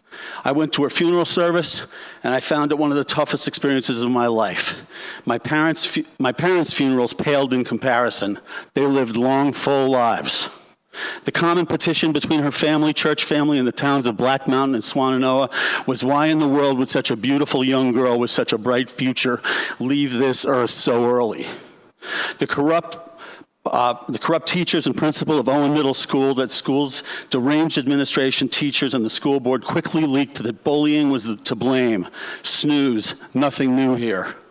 Well, it certainly was bullying, except not the kind we've grown so used to. It was bullying by the pseudo-adults in the rotting public school system. First, Kylie and her friends were consistently harassed and abused by teachers, counselors, and the principal for their strong beliefs in God, Jesus, and the power of prayer. These innocent children were forced into long-winded sessions with assorted principals wherein they demanded these children stop talking about God, Jesus, and prayer. This was a rare, evil double play of First Amendment violations, both free speech and freedom of religion. There are roaming bands of trans queer girls at schools, and they control the halls, lunchroom, and gym where they demand that Christian heterosexual girls convert or get beaten up. There's a squad of mentally ill kids who are furries. Yes, they exist, in full cat or dog outfits that come with feeding bowls and litter boxes in the classrooms or bathrooms. They chase normal kids down the halls trying to scratch them with sharp claws. The weirdo teachers and principal gladly let them wear. It is said that 7 other girls in the area, 7 other girls. Thank you, sir. More time because... Thank you, sir. No, you have no more time. Okay, well. Thank you. Time for honoring yourselves.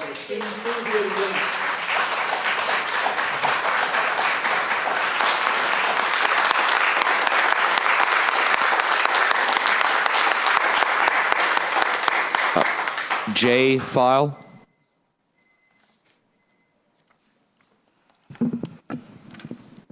My name is Jay File.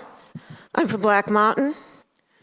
I'm a parent. I had 2 sons that went through Owen Middle School and Owen High in that district, and I have grandkids.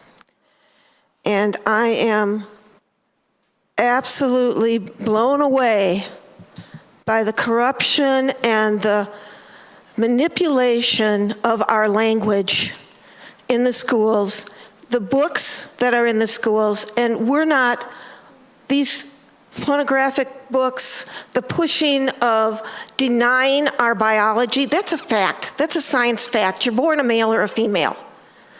You don't get to choose what you're born. And if you do try to change that, you are looking at a lifetime of drugs and mutilating your body. And that earns Big Pharma $1 million to $1.5 million on each kid. But that's not where the evil is really coming from. It's coming from much higher than that. We all need to look at the WHO World Agenda. Read it carefully. There's things in there that say that an infant should have a sexual partner.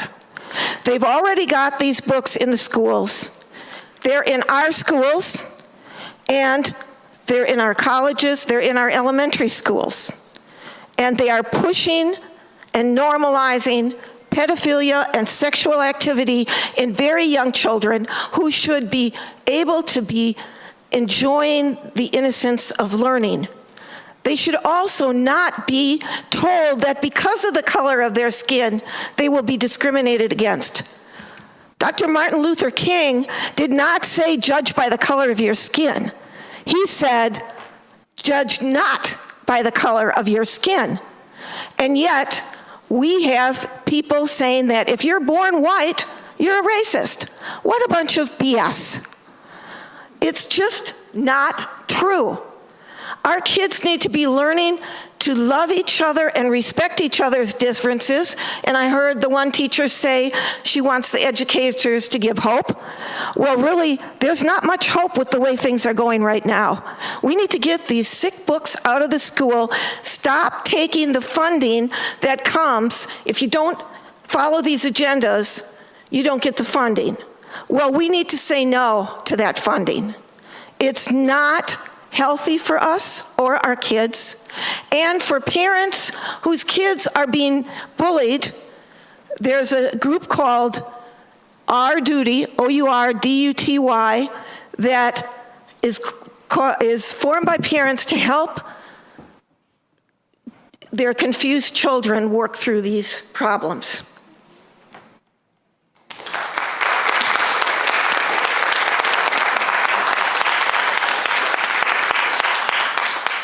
Bill Kersey.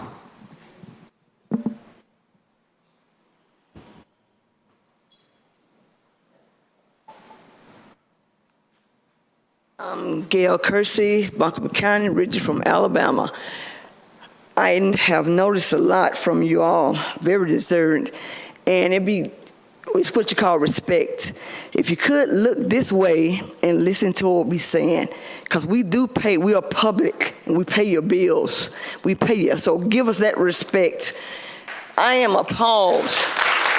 I'm trying to understand this right here. Wait a minute. And this book got books. I have the opportunity to look at books in the school system. And the pastor had said the reading arithmetic. Listen, I'm 63 years old. I've never in my life heard any crap I ever heard. What are y'all doing to our kids? Why are you sacrificing our kids with this stuff that you put in the school system? What happened? I'm trying to understand, and surely, I'm trying to wrap my mind about it. If anybody really read these books and seen these books, please go to your library. Because you're not going to be able to say, I didn't know. Because when it comes day of judgment, you're not going to be able to say, I didn't know. So go to your libraries and protect our kids. Because it don't make sense, y'all. Come on now. But this right, I'm going to read this right here. Wait, what? They're talking about you got a penis. Okay, you're talking to kids about penis. We see a crap on TV. Why is it in the school system? I'm trying to understand this. We're talking about erections. We're talking about ejaculations, penis and textiles, and got pictures of the size, shape, and colors. What does that have to do with education? Can somebody please tell me that? What does that have to do with education? I don't send my granddaughter there to be taught about penis and what breast size look like and what you said penis, but I said dick. Excuse my language, but what do they have? Come on now, I'm not the only grandmama in here. Why? What's necessary? Reading, arithmetic, and education. That's all they supposed to learn. If I don't want to I teach my grandchild what she needs to know.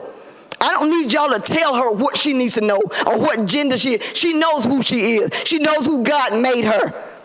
Stop messing with that. If I don't tell her anything different, why are y'all doing it? What gives you the right to do that? You don't want me to do that to your children. Why are you doing it to my grandchild? That's all I'm asking. So go into your libraries and get an understanding. Then you know what we're talking about.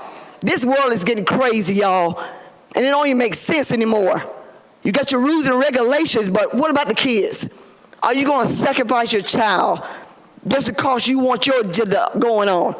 It's not right, and you're going to give account of it.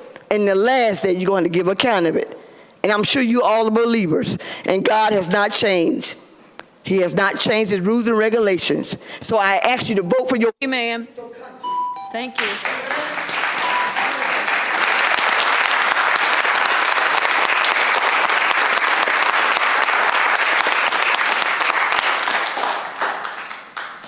Shauna Payne.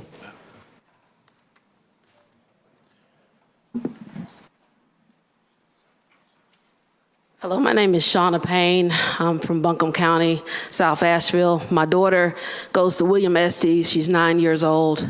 I have a cousin that goes to Valley. My daughter, she is African American Black. My cousin is Hispanic and Black. The reason why I bring this up is because we say one nation under God. But if you're one nation under God, why are you not going by the standards of God want us to do? We've changed what God want us to do. I consider pornography, and I'm 44 years old, I consider pornography as, and this is going to be interesting, because pornography, to me, is like drugs and alcohol. Pornography, I consider as a weapon of mass destruction. Let's go back to 1996. I graduated from 1996. Back in those days when it was dealing with the politicians and everything, they was talking about taking prayer out of schools. Back in 1996, I don't remember somebody coming into the school system with a weapon. I don't remember that. Maybe you can bring that to my attention. Well, before I leave here, somebody please tell me, was it 1980? Was it 1990? Was it 1994? Can anybody tell me, maybe it was something and they just didn't report it. I don't know. But prayer was out of school, and then all heck broke loose. Help me understand. Pornography now is an agenda. You're taking a boy and a boy and a girl and a girl. How can they make babies? How can they? When a boy and a boy get together, they can't make a baby. That's common sense. When a girl and a girl get together, how they gonna make a baby? God created a man and a woman, one nation under God, into the republic, but yet you're changing what God is doing. How in the world can a child grow up? And you know, God loves everybody. He respects everybody. But when it comes to his laws, we need to abide in it, because there's something that's coming down the pipe that's going to destroy this nation, destroy this world, because we're not doing what God told us to do. There's a book that says it's perfectly normal. Okay. Oh, it's perfectly normal to change your body? To change what God created? How is it perfectly normal to change your body? This is in your bookstores. This is in your school system. This is where your children are.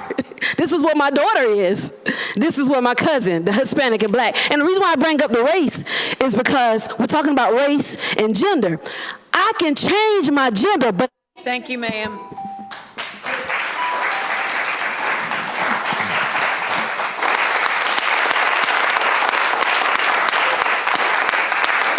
That concludes tonight's public comments. Thank you, sir. At this time, we will move on to the action section of the agenda. The first item on the agenda is school nutrition, community eligibility provision, and I'll recognize Ms. Payne. Madam Chair, do we need to still give a 5-minute break? No. Or okay. Thank you. Good idea, but we're moving on, honey. All these people leaving. All right, Lisa. Thank you, Dr. Jackson, Madam Chair, members of the board. It is a privilege that I'm standing in front of you tonight, and I am looking at recommendation that we consider growing with CEP. And I'm going to, I don't normally read, and this did not go with it. Robert, I may need your help. Let's see. I'm going to read this because people are going to ask what community eligibility provision is. The community eligibility provision is a non-pricing meal service option for schools and school districts in low-income areas. CEP allows the nation's highest poverty schools and districts to serve breakfast and lunch at no cost to all enrolled students without collecting household applications. Instead, schools that adopt CEP are reimbursed using a formula based on the percentage of students categorically eligible for free meals based on their participation in other specific means-tested programs, such as supplemental nutrition assistance, SNAP, or temporary assistance for needy families. And I wanted to read that so that you would know what that is. The goals of my recommendation are for all students in Buncombe County Schools to eat meals at no cost to the family, to have every child eat in the cafeteria so that no child feels singled out in line because they don't have money, to prevent food insecurity, no child goes hungry, provide well-balanced and nutritious meals to students, preparing them to learn,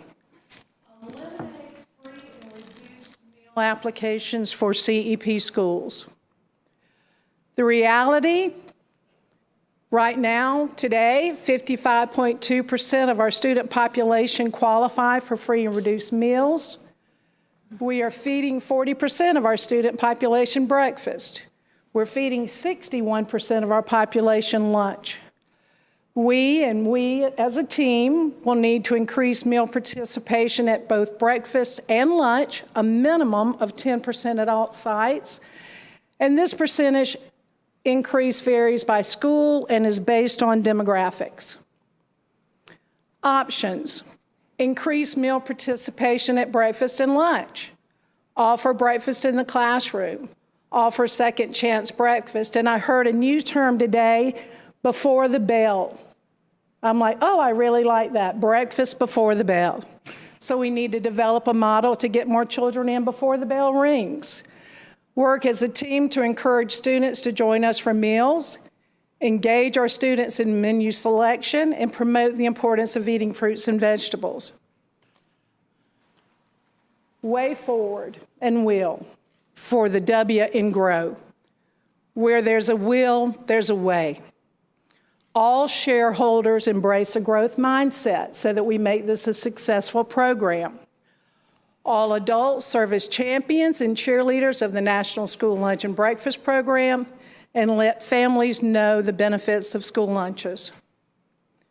Benefits of growing with CEP. All students will have access to healthy meals at absolutely no charge. No more lunch inequity.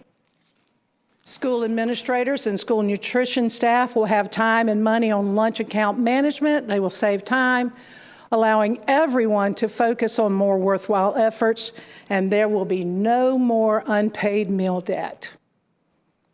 Thank you. I want to thank my team members that are up there that are here to support this. Thank you, Board, for your consideration. And in closing, I am grateful for this opportunity to speak to you. The GROW model I used for this presentation is simple. It contains actions and is outcome focused. Together, we grow our students. We meet our goal of stopping and preventing food insecurity when every child can eat a breakfast and lunch at no cost to them or to their family. We are successful. We are successful when every child shows up to their classroom with a full belly, ready to learn. Thank you. Thank you, Ms. Payne. Any questions? Board members, do any board members have questions? Hearing none, I would entertain a motion to approve this action item. I'll make the motion. Oh, I believe we have a motion and a second in the front. Yes, ma'am. Thank you. Any comments or questions from at this time? Thank you. All those in favor? Aye. Aye. Any opposed? I think this would be the most wonderful thing Absolutely. ever. Absolutely. Great day. Thank you.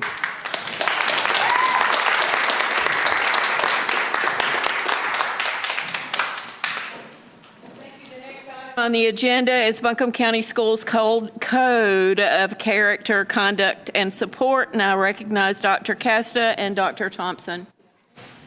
Thank you, Madam Chair, Dr. Jackson, and board members. Just want to take just a moment before we move into this just to want to highlight this has been a very difficult year for many of our schools in the system. But I want to highlight the work of Inca Intermediate, Inca High, Irwin High, A.C. Reynolds, Owen Middle School, and North Buncombe High School to deal with the loss of a student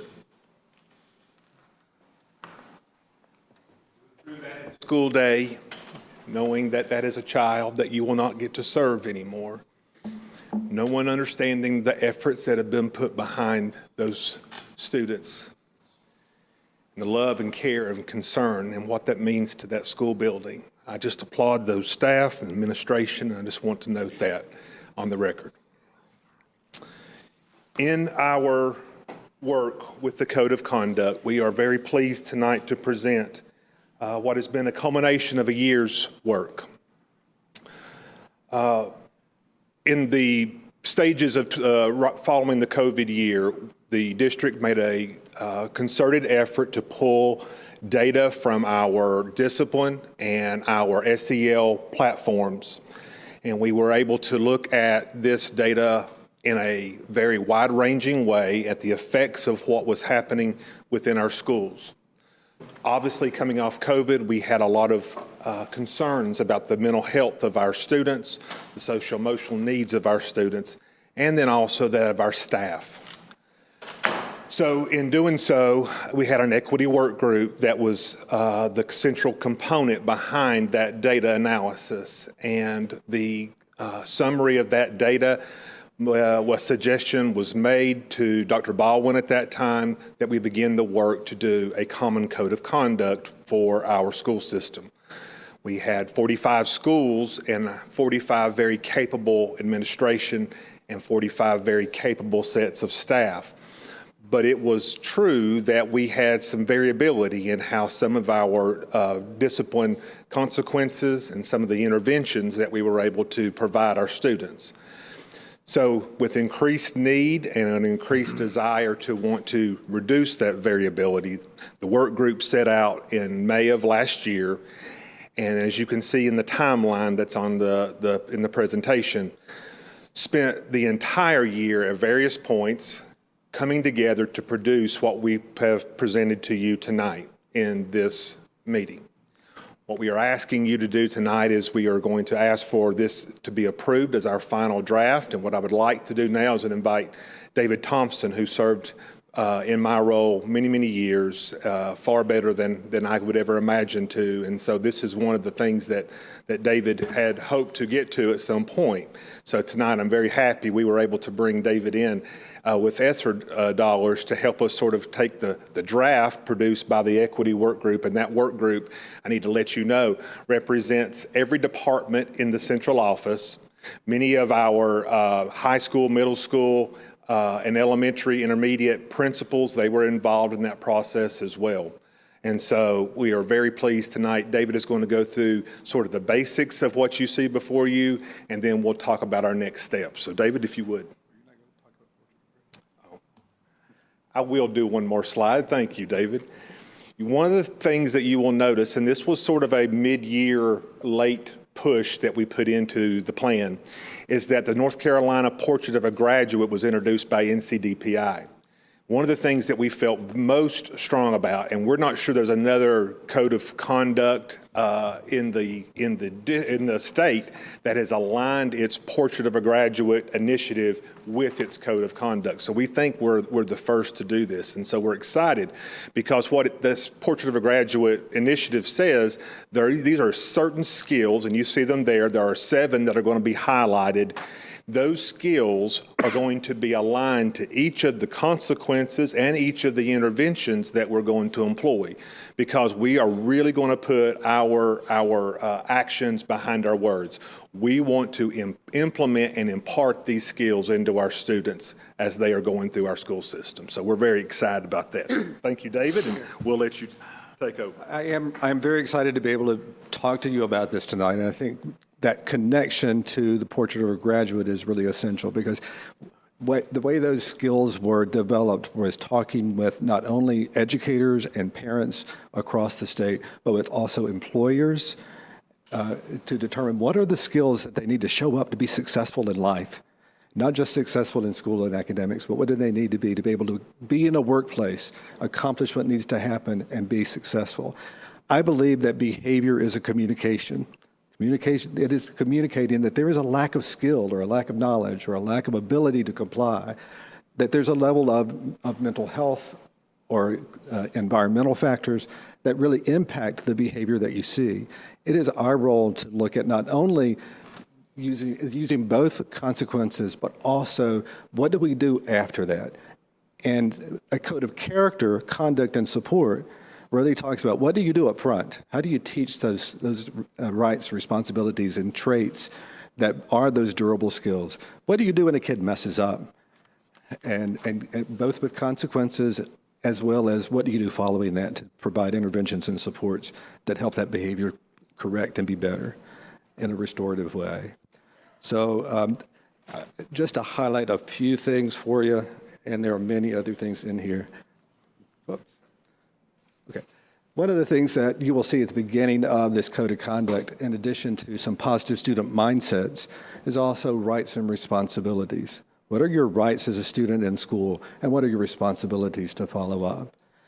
Not only do we have rights and responsibilities of our students, but we have rights and responsibilities of parents, because this is about doing with our parents rather than to them, rather with our students rather than just to them. It is using the relationships that we build to both teach those skills and to sustain them over time in a safe way.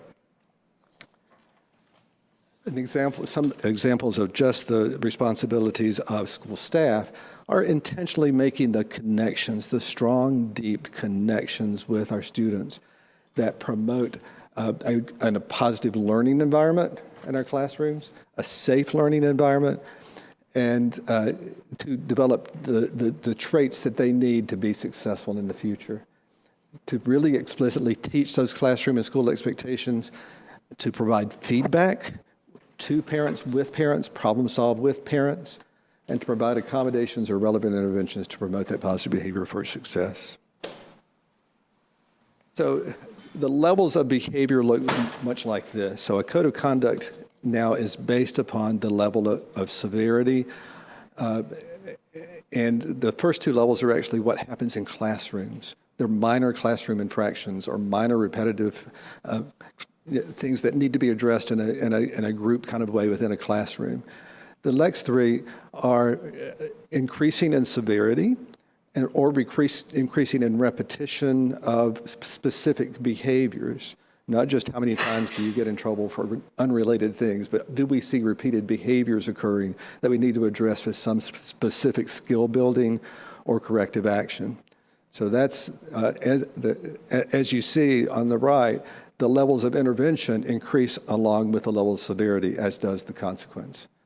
So as the level of severity or frequency or intensity or duration of that behavior increases, the frequency and intention and the frequency, intensity, and duration of that intervention has to increase along with it.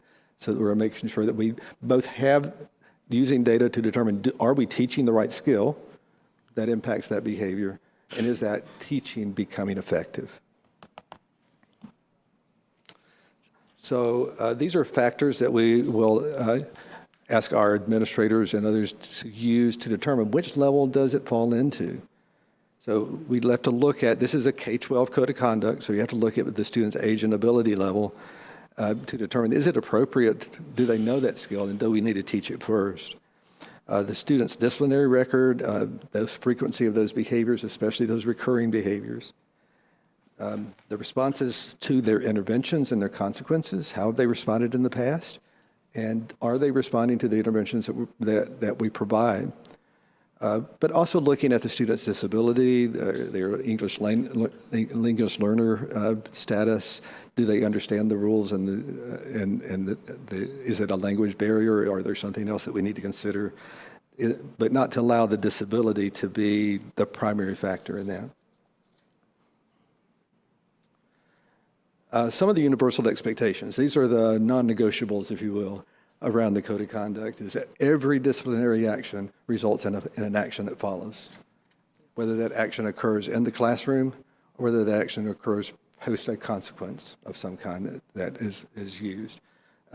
And those then are connected back to those portrait of a graduate competencies. We've got a team of folks working on that now. We have gone through with each of those infractions and put a code of these are potential portrait of a graduate areas that might need skill building, determine which of those they are, and put those things in place. But we'll be working on some specific intervention development around each of those as we go through the year.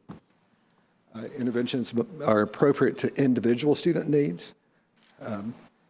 It is the consequences and other adult actions of our staff and ourselves will begin with the most minor response and then work your way up to the most serious kinds of things, including responding for safety. And those consequences and interventions be equitable across all groups of students and done with both fidelity and integrity in schools. These are the next steps. I'll let you read those next steps. I mean, we anticipate that this will be implemented over the next couple of years, and it is a living, working document that we use our data to determine, is it successful? Do we need to change anything over time? We will use Educator's Handbook and continue to develop that particular tool to record those interventions and hopefully look at one of the things we see in our data now with Educator's Handbook is that we have so many offenses and so many actions that when we pull that data, it's really hard to decide what does it mean. What are the most important and critical? Prioritize those, get the information from there that we can use to actually problem solve this data and make a difference. We'll do some real specific training around portrait of a graduate. And understand that for many of the issues that we have, we will need to develop community partnerships to support this. That this work is so important and so massive that to support the needs of our mental health kids, that we need to look at students with mental health issues, that we need to engage our partners to do this work with us. And we'll look at some alternative programming along the way about how do we respond to the students who are not benefiting from the school-based level interventions that we provide, and we need to be more intensive and intentional with those interventions in a more structured way. And that pretty much are our next steps. And does anybody have any questions? Thank you, David. Are there questions from the board? Yes, ma'am. Go ahead. Yeah, thank you. Thank you, Mr. Thompson and Dr. Castida. I know this was a massive lift and a large body of work. And first, I want to applaud you on the process that you took to get here. I saw it unravel. You know, when after I first got elected last fall, I started having meetings with principals in the Reynolds District, and you know, the questions around what this was going to be. You know, there were some concerns. Was this going to stand in the way of the principal's, statutorial, responsibility for discipline in their school to manage an effective school? And in your process for taking this to the stakeholders and addressing different questions and concerns, you clearly address that up front. And as more and more stakeholders have had a chance to see this and read it and give feedback, all I keep getting back from principals and teachers and parents is that it's much needed, and it looks like a workable solution for our school system. Gives the principals, their ability to cater, the discipline in their schools, to the situation at hand, but also paired with these interventions with all of our student services and outside resources as well. So, for one, thank you for the process of making sure that all of that stayed intact and is going to work going forward. And so to that, what are your plans for, I guess, maybe monitoring this over a year? Because the intent is this rolls out in 2024, right? So one of the key pieces that we'll be able to do is through the Educator Handbook platform and then Learning Circle platform. The Educator Handbook platform is going to be aligned this summer with this code of conduct. That way it will be very clear that we will know a sort of cause and effect. We'll be able to see particular behaviors. We'll be able to make sure that we have enough interventions for administrators and schools to use. That's on our part. We have to put the intervention piece there. So certainly, it's not just about the consequence, but that's on the district that we put the intervention piece there. And so I want to make sure that we're doing that. So quarterly, we will have that data pulled, and we are meeting in our district improvement team. We are meeting in our student services team. And then we are meeting in the same equity work group that put this together. We'll look at that data in those sets quarterly for sure. Okay. Yeah, I would be eager to see, a representation of that feedback and monitoring, sometime throughout the year, next year, just to understand exactly how, this is received and being implemented. And again, this is not the final form, right? It's the final form for this coming year. But if we see the data says that we need to do something different with the intervention, or is the consequence the range need to be adjusted in some way, we can do that in coming years. Yeah. Or do we have the right interventions that we're using, or do we need to develop more? I mean, that's the piece. Are we doing the right thing? So my last question is to that point.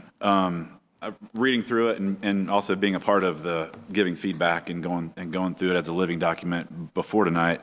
The intervention process is much needed.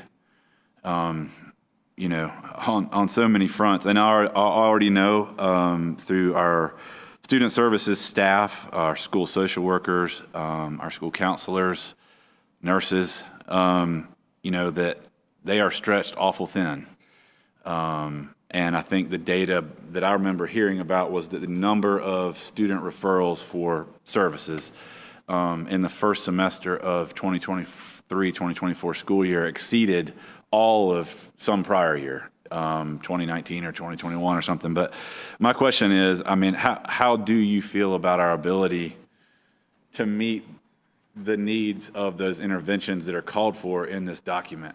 Well, I think that the work of the interventions is all of our work, and I don't think it falls on one or two of our staff. Mm-hmm. I think it is the work of mental health. It is the work of social emotional learning. It is the work of everybody, the principals, the administrators, the teachers. It is the work of everybody in the building to look at what those interventions are and why they're important for our students. So I think I would not say this is a counselor's job or this is a social worker's job. This is everybody's job. I'll go even a step further. We are going to call upon the community. We are building our community partners. We will have a group that will be meeting next year. I know many of our community partners have unique relationships with specific schools.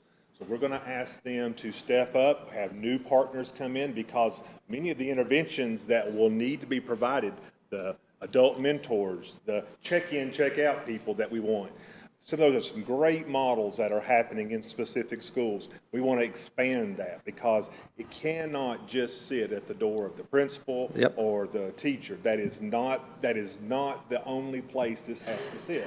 And I want to add in our parents as well. That's right. We want to build a robust engagement with them, and some of our interventions bring the parent back in. And so I feel like that is a whole different way of approaching some of this that we want to be a part of. We want to be a part of that team. We are a big part of that team, but we're not the only part of that team. part of the process of getting feedback has been meeting with some of those community partners. This morning, I met with a group of judges and juvenile justice folks to talk about what the role of. We have a school justice partnership that is made up of multiple agencies and organizations within the community. We'll be meeting with a school justice partnership next week to talk about how do we collaborate on that work together. So it sounds like you feel like the capacity is out there in the community and in our schools. It's a matter of coordinating it, rolling it out, and working through it. So, yeah. That's right. Thanks. All right. Thank you. I'd like to expand kind of on what he said, and maybe I'm getting a little too in the weeds, but someone that's been in the classroom, I think that particularly when I look at the level 3, that's kind of like where my focus went on this document. I think oftentimes when our kids would get ISS or, a couple days OSS, then they just come right back in. They're thrown back to the wolves. You're back. Did you bring me your work? And so I really like that I see, intensified check-in, check-out, individual or group counseling, one-on-one small group behavior replacement coaching. But I too share the concerns, having a really intense friend group so when I see individual or group counseling, so am I hearing you say, even with that intervention, the weight of that would not fall on the counseling department? Because I just don't know what that would even look like. I think the hope would be that if we do this, then the need goes down eventually, but I guess I'm more worried about it on the front end. That's a great question. So we've had conversations this week about how the role of our counselors and social workers may have to change somewhat going into next year, and some of the responsibilities and pieces may have to be shifted. Particularly our school counselors, some of the things that they've always done in the past would be, large group, whole group lessons all the way through as part of our, what we used to call the wheel. That is going to have to perhaps be looked at differently. And so it would free up our counselors maybe not to do every grade, every week, but give some additional time for them to have those kind of check-in, check-out, small group sessions where they can talk about some of those things. We have a student that has a particular vaping issue, for instance. We would be able to maybe get several students that have a vaping issue, and they would be able to meet together with them to talk about alternatives and ways to maybe bringing the school nurse in and having that. So it's just going to be a rethink of how those roles are played out on a day-to-day basis. And one more question on the level 3 interventions. I just want to make sure I'm understanding this document and how it works.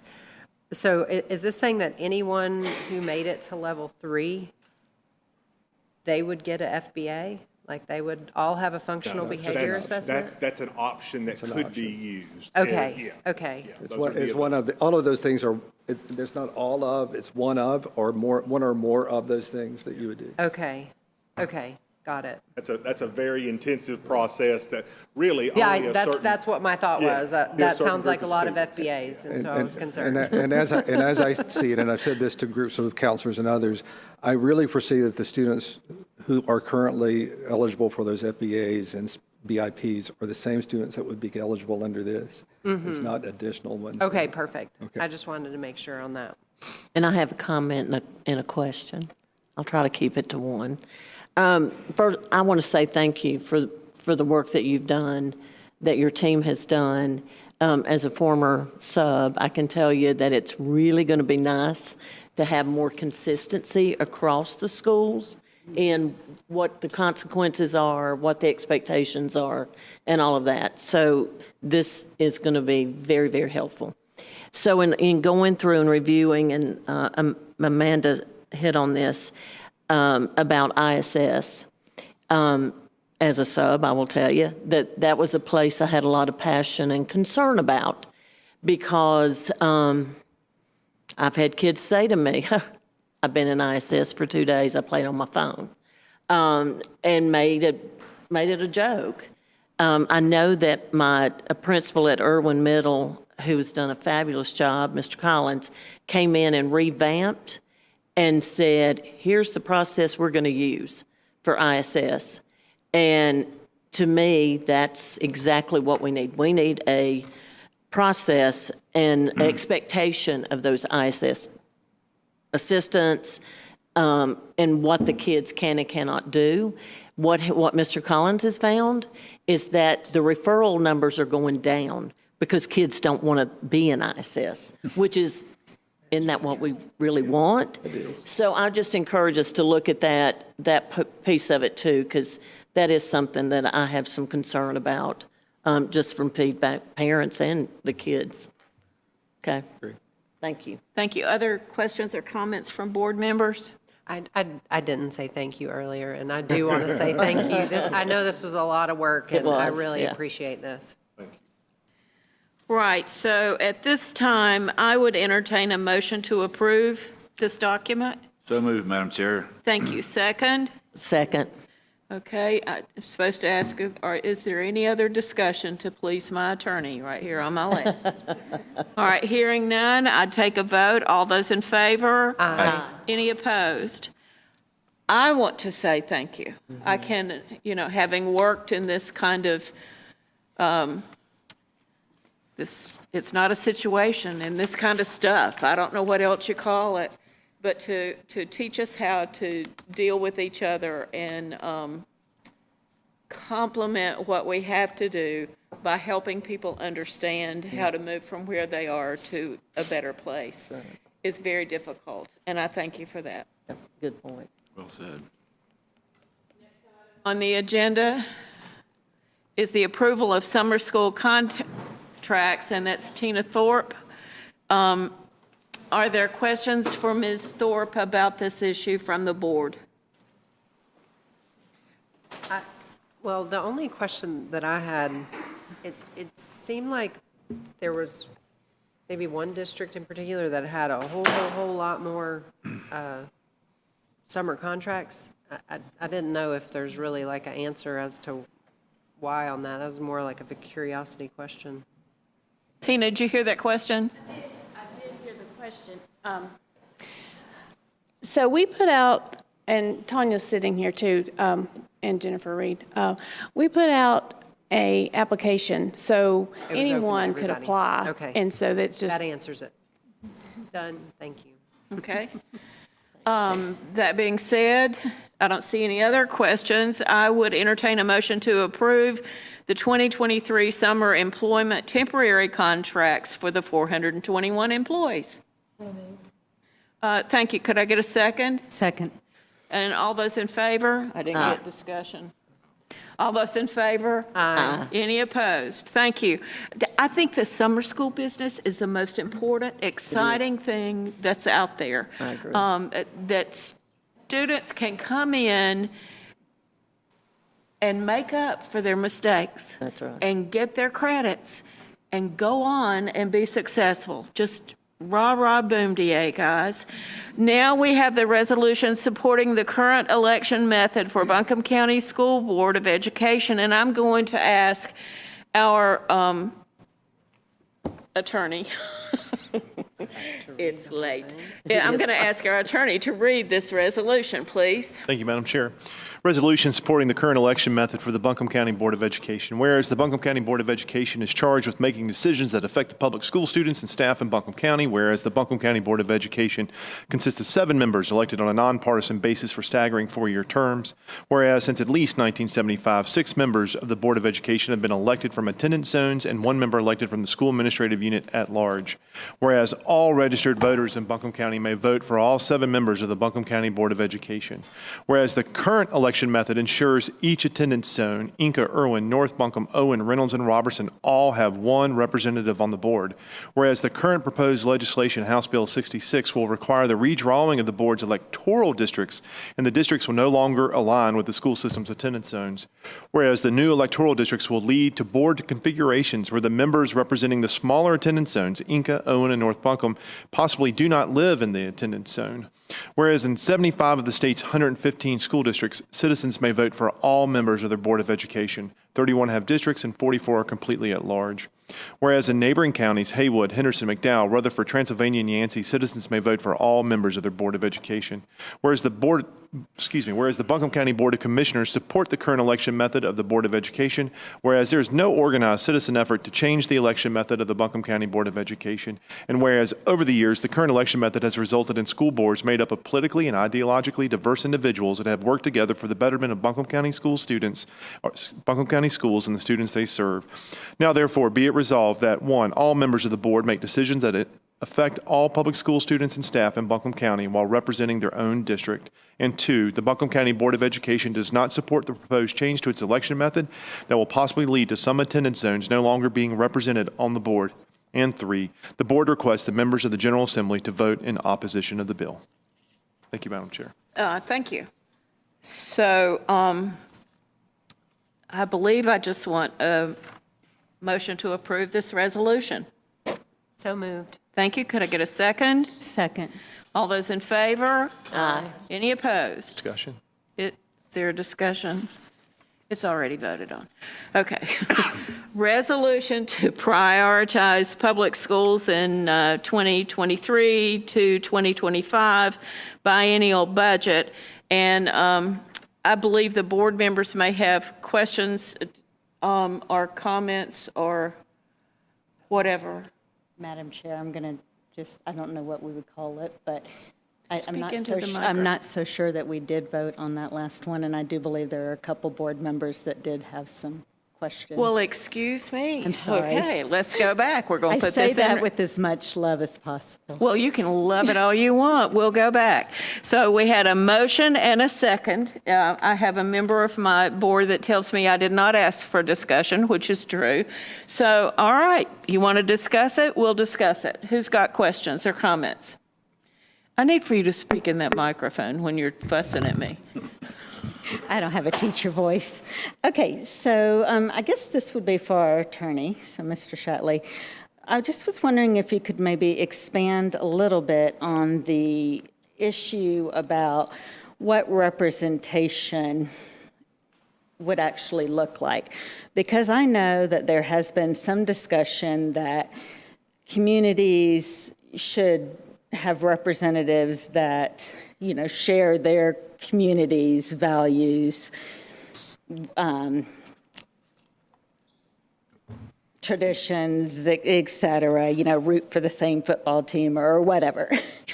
But it just sounds to me when I go and I actually read this bill that it's going to do the exact opposite. And there's really no way around it. I feel like at some point, at least one of our traditional districts is not going to have representation. Can you expand on that a little, on why that is? Sure, I'd be happy to. So right now, the board has 6 residency districts, and those residency districts are based on your attendance lines of your 6 traditional attendance zones, and then you have one member, of course, that's at large, currently Ms. Simpkins. And so each one of those attendance zones, whether it's Owen, North Buncombe, Irwin, et cetera, are all represented on the board. If you move to an electoral district where only people in the district may vote for its representative on the board, then the electoral district will have to be based on population. And so the lines will not follow the attendance zone lines that you have right now. That this doesn't mean that the attendance zones will change. This bill will not change where people's children go to school.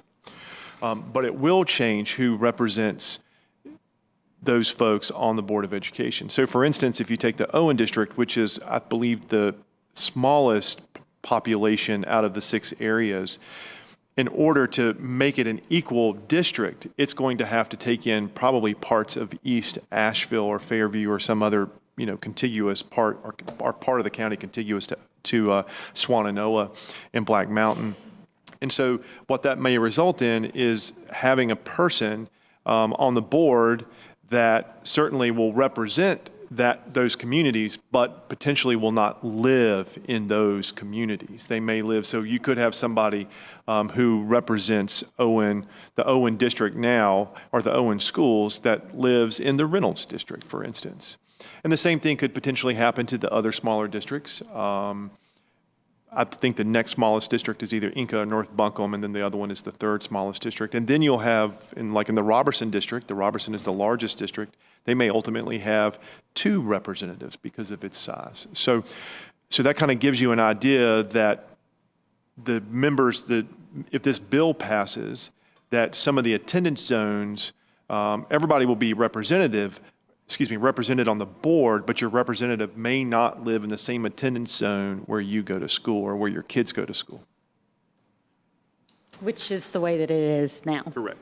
But we do a countywide vote, vote countywide, and I'd like to just say I feel strongly that one of the reasons that Buncombe County Schools is such a great school system is because every member of this board for the past 10 years that I've been on it has always had discussions and made decisions based off of, and I'll say what one of our former board members used to say, in the best interest of our students. Any other, that's very appropriate, Ms. Churchill, and thank you for calling me to task. Is there another board member that has something to say? Yeah, I had another question for the attorney. So it sounds to me, especially given that we also have another district in the heart of our county, that this could be really a really complicated process of drawing these new lines. And is that something that we're qualified to do as a board, or is that something that's going to cost a lot of money? I don't believe you're qualified to do it as a board, but it's ultimately, unless some of you have some special skills I'm unaware of. I can use my handprints. But so ultimately, it would be up for you to pay for it. I have, interestingly enough, that you mentioned this. I have spoken with an election law attorney and a demographer, people who would assist in the actual map drawing to draw the election. And there are some peculiar oddities specifically around the areas in the North Asheville, Woodfin, going into kind of North Buncombe area where they meet with the Asheville City school system.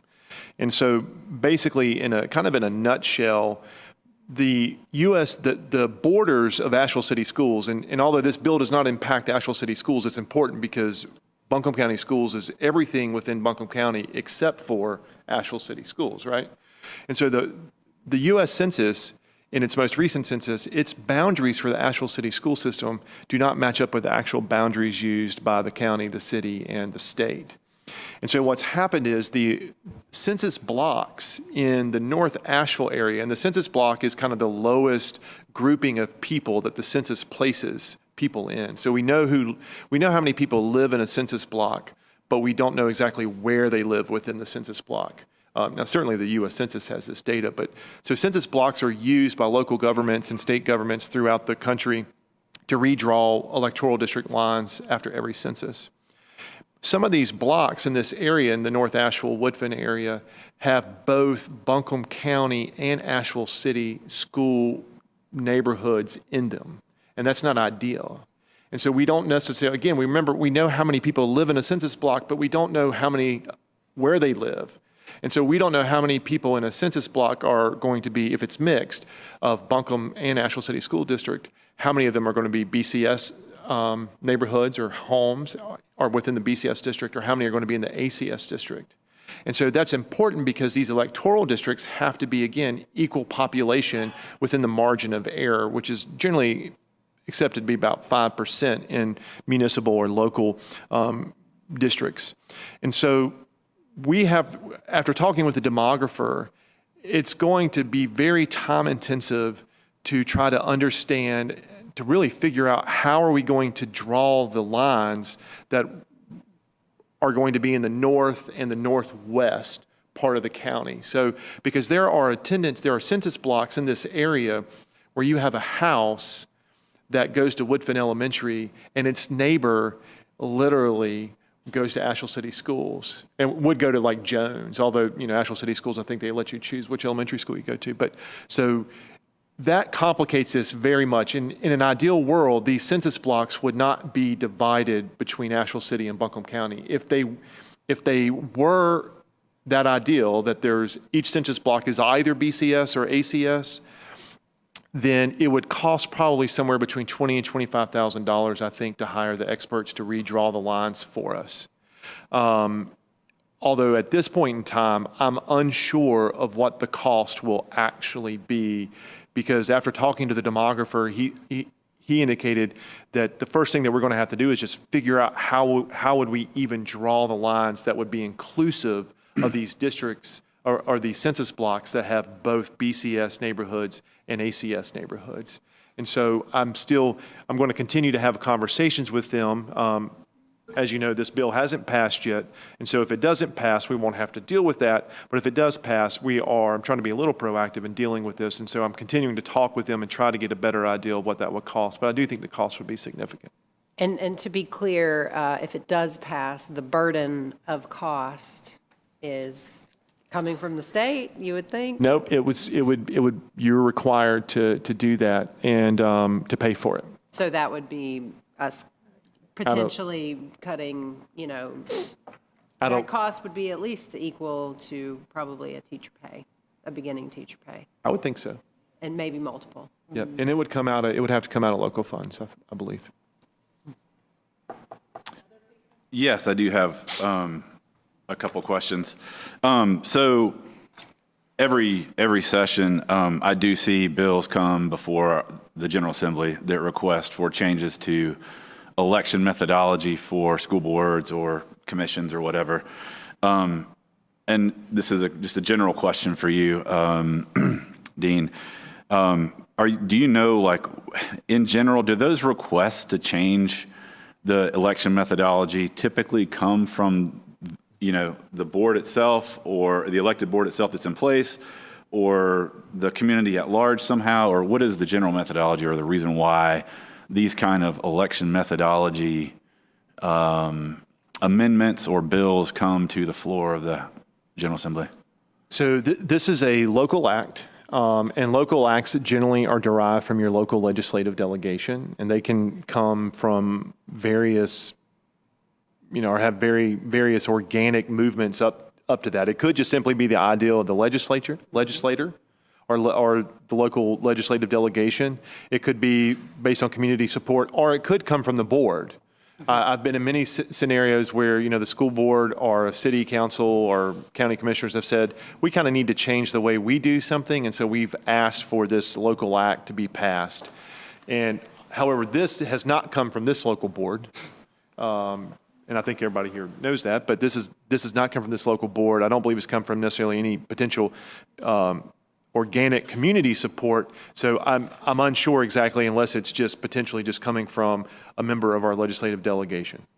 And so can you restate the number of the bill? Because this specific to Buncombe County, this has been handled yesterday in the Senate as an amendment to an existing bill that speaks specifically to other counties that have organic or non-organic requests to change the election methodology of their school board. So what was the number of the bill that this pertains to? It's state House bill, so it's from the House, originating on the House Bill 66. And you are correct that there are other school districts involved in the other school boards that are not in Buncombe County, so not Buncombe or Asheville City, involved in this bill. And the bill was already pre-existing, and Buncombe County has been added in a recent amendment to the bill. So the bill, House Bill 66, was created in the House.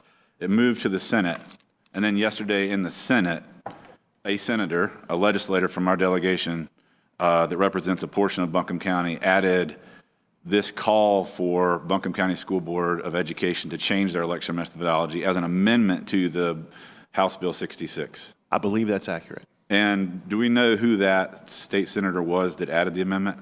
I do not right now. Okay, so we can definitely find out, but Okay. I believe that would have been Senator Warren Daniel. I know that he's been the author on a lot of this. And I will say, too, just a matter of point, the fact that this was slipped in to an existing bill that had already gone through some committees in the House, to me, is really just not very transparent, because it now lacked the opportunity of having committee discussion from the House side. So maybe one less hurdle that this bill had to go through, but sometimes hurdles are good because, as I think we have now figured out, just with the little hurdles that we've been dealing with, oh my gosh, this is not as easy as snap your fingers and it's going to happen. So. Just back to real quick, I just want to finish this process discussion because right now this has to go back to committee, right? Because this bill originated in the House, went to the Senate, was amended. Yes. And so it has to make its way back to the House. So it has to go to a committee first, correct? I believe that's correct. Do we know what committee that's going to go through? I think it's got to go to some sort of either conferee or something of that nature. Hold on one second. Rules or something? Yeah. It's so. My understanding is that it did not have to for this, and that it was going to go. It has to go back to the House floor, but to the House floor. Okay. But I could have misunderstood that. I know that might be accurate. Let me see. So today it went to the Committee on Rules and Operations? Mm-hmm. Today, right? Yep, it did. It went to Rules and Operations today in the Senate, and if it passes, it'll be heard on the floor of the Senate next week. Then it would have to go back to the House chamber if passed by the Senate due to the fact it was amended. So it would go back to the House on the floor. I guess the House could send it back to a committee if it preferred, as well. So, yeah. So I say all that to state that I know our delegation. I've been to Raleigh. I've sat with them. I've talked with them. I know who didn't introduce this, and I know who I think did. And there's time, right? So there's a process in our state house to where the general public can reach out to their elected officials while this bill is in committee before it goes back to the House and then potentially. So this amendment to this bill will change the way that your school board is elected. It is problematic on a lot of fronts. It is going to immediately cost Buncombe County schools many thousands of dollars, likely tens of thousands of dollars, right? To do a study on how to implement a change that we did not even ask for. So I think about our classroom teachers, the ones that cannot afford art supplies and have to rely on the PTAs of the world to sell cookies and brownies to raise money to do mini grants in their school to pay for art supplies for our kids. I think about that money. Sometimes that might only be $500 a year. Who knows? And I think about the many tens of thousands of dollars that this study is going to cost us just to do something that we didn't ask for. Nobody organically in our community that I'm aware of pushed this issue. Not through me. I haven't heard about it. So it's frustrating. I feel like,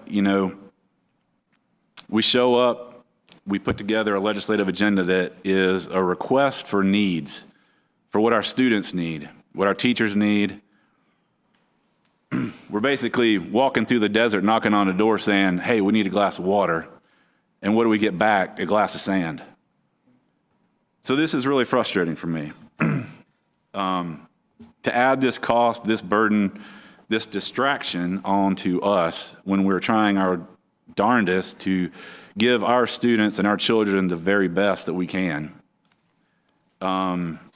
is very unfortunate.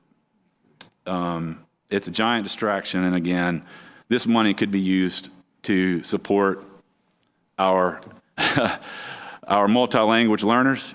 This money could be used for supplies. It could be used to help support teacher pay, all kinds of stuff. So I asked for the reminder of what the bill number was and where it was in the process. Simply to say that if you're a constituent or you have a parent or a friend that's a teacher in Buncombe County and you care about the way we elect our school board, which is nonpartisan, amen, which is at large, which helps ensure that we all represent the entire county, and we are a cross-section of beliefs up here. We are all not registered in the same party. And it's worked since at least 1975 to grow the great program that we have here. So I just urge parents and teachers and constituents that if you care about the way this election works in a nonpartisan fashion, you got time. Reach out to the folks in your party, your Senate or House delegation, give them a call. and let them know that you don't like this, that this money could be used better for resources for our schools, and that this is a giant waste of time. Because when it goes back to the House, it could be put back in committee, and it could just go there to rest, maybe die. But I just urge everybody to think about that and consider the ramifications of what this might do. If you live on that boundary that he just talked about, and you like being in Buncombe County schools, this could potentially put you into a situation where you now go to Asheville City Schools, or vice versa. There's tax implications for that. There's all kinds of implications for that. So it's an ill thought out bill, and I appreciate this board considering this resolution, and thank you, Dean, for helping us navigate the ins and outs of how this thing might work and what it'll actually cost us. That's all I got. Thank you. Thank you. Thank you, Mr. Elliott, because I concur with everything that you said. And I appreciate Churchill calling me to task. Thank you. Thank you. Because I went right over the Thank top you. of that. You're Yes. all good. So I guess we need to vote again, do we? So I have a motion and a second, and now I've had discussion. Could I get a vote? All those in favor? Aye. Any opposed? This is a very serious issue, not just for the seated board members, but for the future. For the future of our students and the county. Now then, the next resolution that I was trying to get to, the resolution to prioritize public schools in the 2023 through the 2025 biennial budget. Mr. Shatley. I'm glad we had some discussion, so I didn't have to read these things back to back. Resolution to prioritize public schools in the 23-25 biennial budget. Whereas the state of North Carolina is consistently ranked high nationally for its healthy business climate and was recently ranked the #1 state for business. And whereas to maintain North Carolina's economic competitiveness, our state needs a well-educated workforce that can fill the jobs available today and the ones created tomorrow. And whereas a strong K-12 public education system is the key to North Carolina's continued success and to ensuring our students are fully prepared to participate in that workforce are well-informed, contributing members of their communities. And whereas North Carolina's Constitution requires that the state ensures that all children have the opportunity to receive a sound, basic education. And whereas public education is the most important investment that states make. And whereas the General Assembly is currently finalizing a state budget for the 23-25 biennium, and whereas study after study confirms that the most important factor in student success is the classroom teacher, and whereas North Carolina is currently facing a teacher shortage crisis with more than 5,000 teacher vacancies, leaving tens of thousands of students without a qualified teacher and putting these students' success at risk. And whereas neighboring states have passed us in teacher pay, leaving North Carolina ranked 32nd nationally in average teacher pay, 46th nationally, and 11th in the Southeast in beginning teacher pay, which is causing teachers to leave for other states and other jobs. And whereas the Senate's budget proposal includes a 4.5 salary increase for teachers over the biennium, but includes only $250 over 2 years for veteran teachers, and the House budget proposal includes a 10% salary increase for teachers over the biennium. And whereas our public schools need significant increases in funding to provide competitive pay to successfully recruit and retain qualified teachers, and whereas investments in early childhood education and child care helps to set young children on a path to success in school, allows parents to go to work, and helps businesses find and keep employees. And whereas a recent North Carolina Chamber Foundation survey found that 80% of North Carolina voters say the lack of child care is a problem that will not solve itself, and that improving quality and making child care more affordable is a good use of taxpayer money, and that 80% of voters say taking action to ensure more working families have access to affordable quality child care should be an important priority for North Carolina this year. And whereas the Senate budget proposal includes no state funding for child care stabilization grants or the expansion of Smart Start or NC Pre-K, and the House budget proposal includes only minimal funding to increase the child care subsidy rate and for expansion of Smart Start. And whereas the North Carolina parents already have great choices when it comes to their child's K-12 education, whether that's public schools, public charter schools, or private schools, and whereas parents have shown their appreciation for our public schools by voting with their feet, nearly 8 in 10 of North Carolina school-age children attend public schools. And whereas the state's private school voucher program, the Opportunity Scholarship Program, currently provides taxpayer funding to students from low to moderate income families to attend a K-12 private school. And whereas bills in the House and Senate and the Senate's budget proposal are seeking to radically expand the private school voucher program by opening eligibility for the program to all students regardless of family income or if the student currently attends a private school. And whereas expanding the private school voucher program in this extreme way will result in steep cuts to our public schools, harming the educational opportunities students, especially in rural and lower wealth counties. And whereas research on private school voucher programs in other states demonstrates that students who move to private schools fail academically behind their peers who stayed in public school. And whereas North Carolina has zero evidence of student outcomes for those enrolled in the Opportunity Scholarship Program, the only program of its kind in the nation that does not require rigorous evaluation and student performance. Now, therefore, be it resolved that the Buncombe County Board of Education requests that the North Carolina General Assembly prioritize our public schools by, 1, making significant improvement in teacher salary increases of at least 18% over the next 2 years to make North Carolina first in the Southeast in average teacher pay, and 2, making significant investments in early childhood education and child care through more funding for child care stabilization grants, child care subsidies, and NC Pre-K and Smart Start, and 3, stopping the unlimited expansion of the state's private school voucher program that drains money from public education and increasing accountability for private schools participating in the program. Thank you, Mr. Shatley. So I would entertain a motion, I believe. So moved. Thank you. Could I get a second? Second. Yeah, now I'll let you discuss it because I messed up so bad the last time. Anybody have any discussion about this? I'll just say one quick thing. This is another one of my passions, and I know, we've talked about this over the years, written an article about it, but I'll just leave it with this is essentially just handing somebody a blank check and just telling them to just write whatever they want to these private schools and then never coming back around to even see what they got with it. Okay, I have a motion and a second. All those in favor? Aye. Any opposed? And now I need a motion to approve we just did that. Yep. All right, now I'm at the consent agenda. On the consent agenda, we have the budget amendment number 7, minutes for May 4th, 2023, special called session, and minutes for May 4, 2023, regular meeting open session, the personnel report with the addendum, student parking fees, 2023-2024 CTE local plan approval, approval of the 2022-2023 financial report, Black Mountain Primary Easement for Duke Energy Progress LLC, Buncombe County District Mental Health Plan, renewal of driver education contract with Mountain Professionals for 23-24, sole source procurement request Voyager Sopris Learning, sole source procurement request Lexia, sole source procurement request teacher created materials.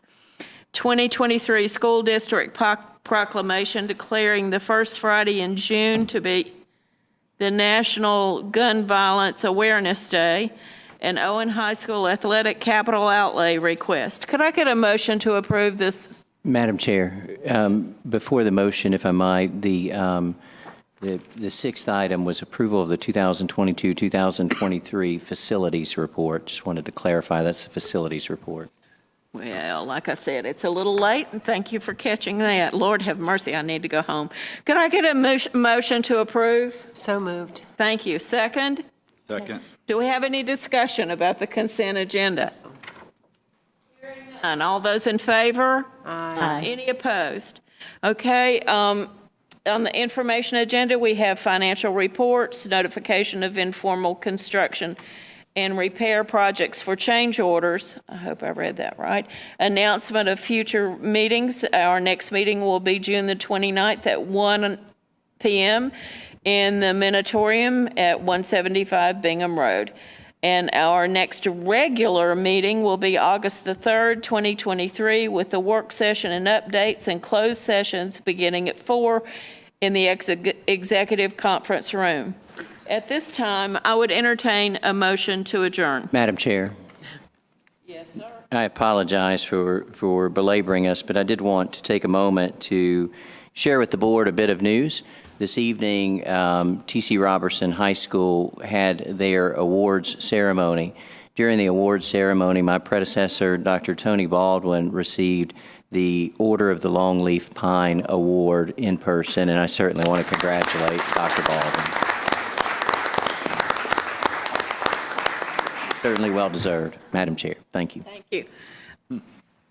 Did I get a motion to adjourn? No, So moved. Thank you. Could I get a second? Second. Second. Do you want to talk about that? No. Okay, all those in Thank you. favor? Aye. Any opposed? We're going home. Can I just need to have this little conference right here.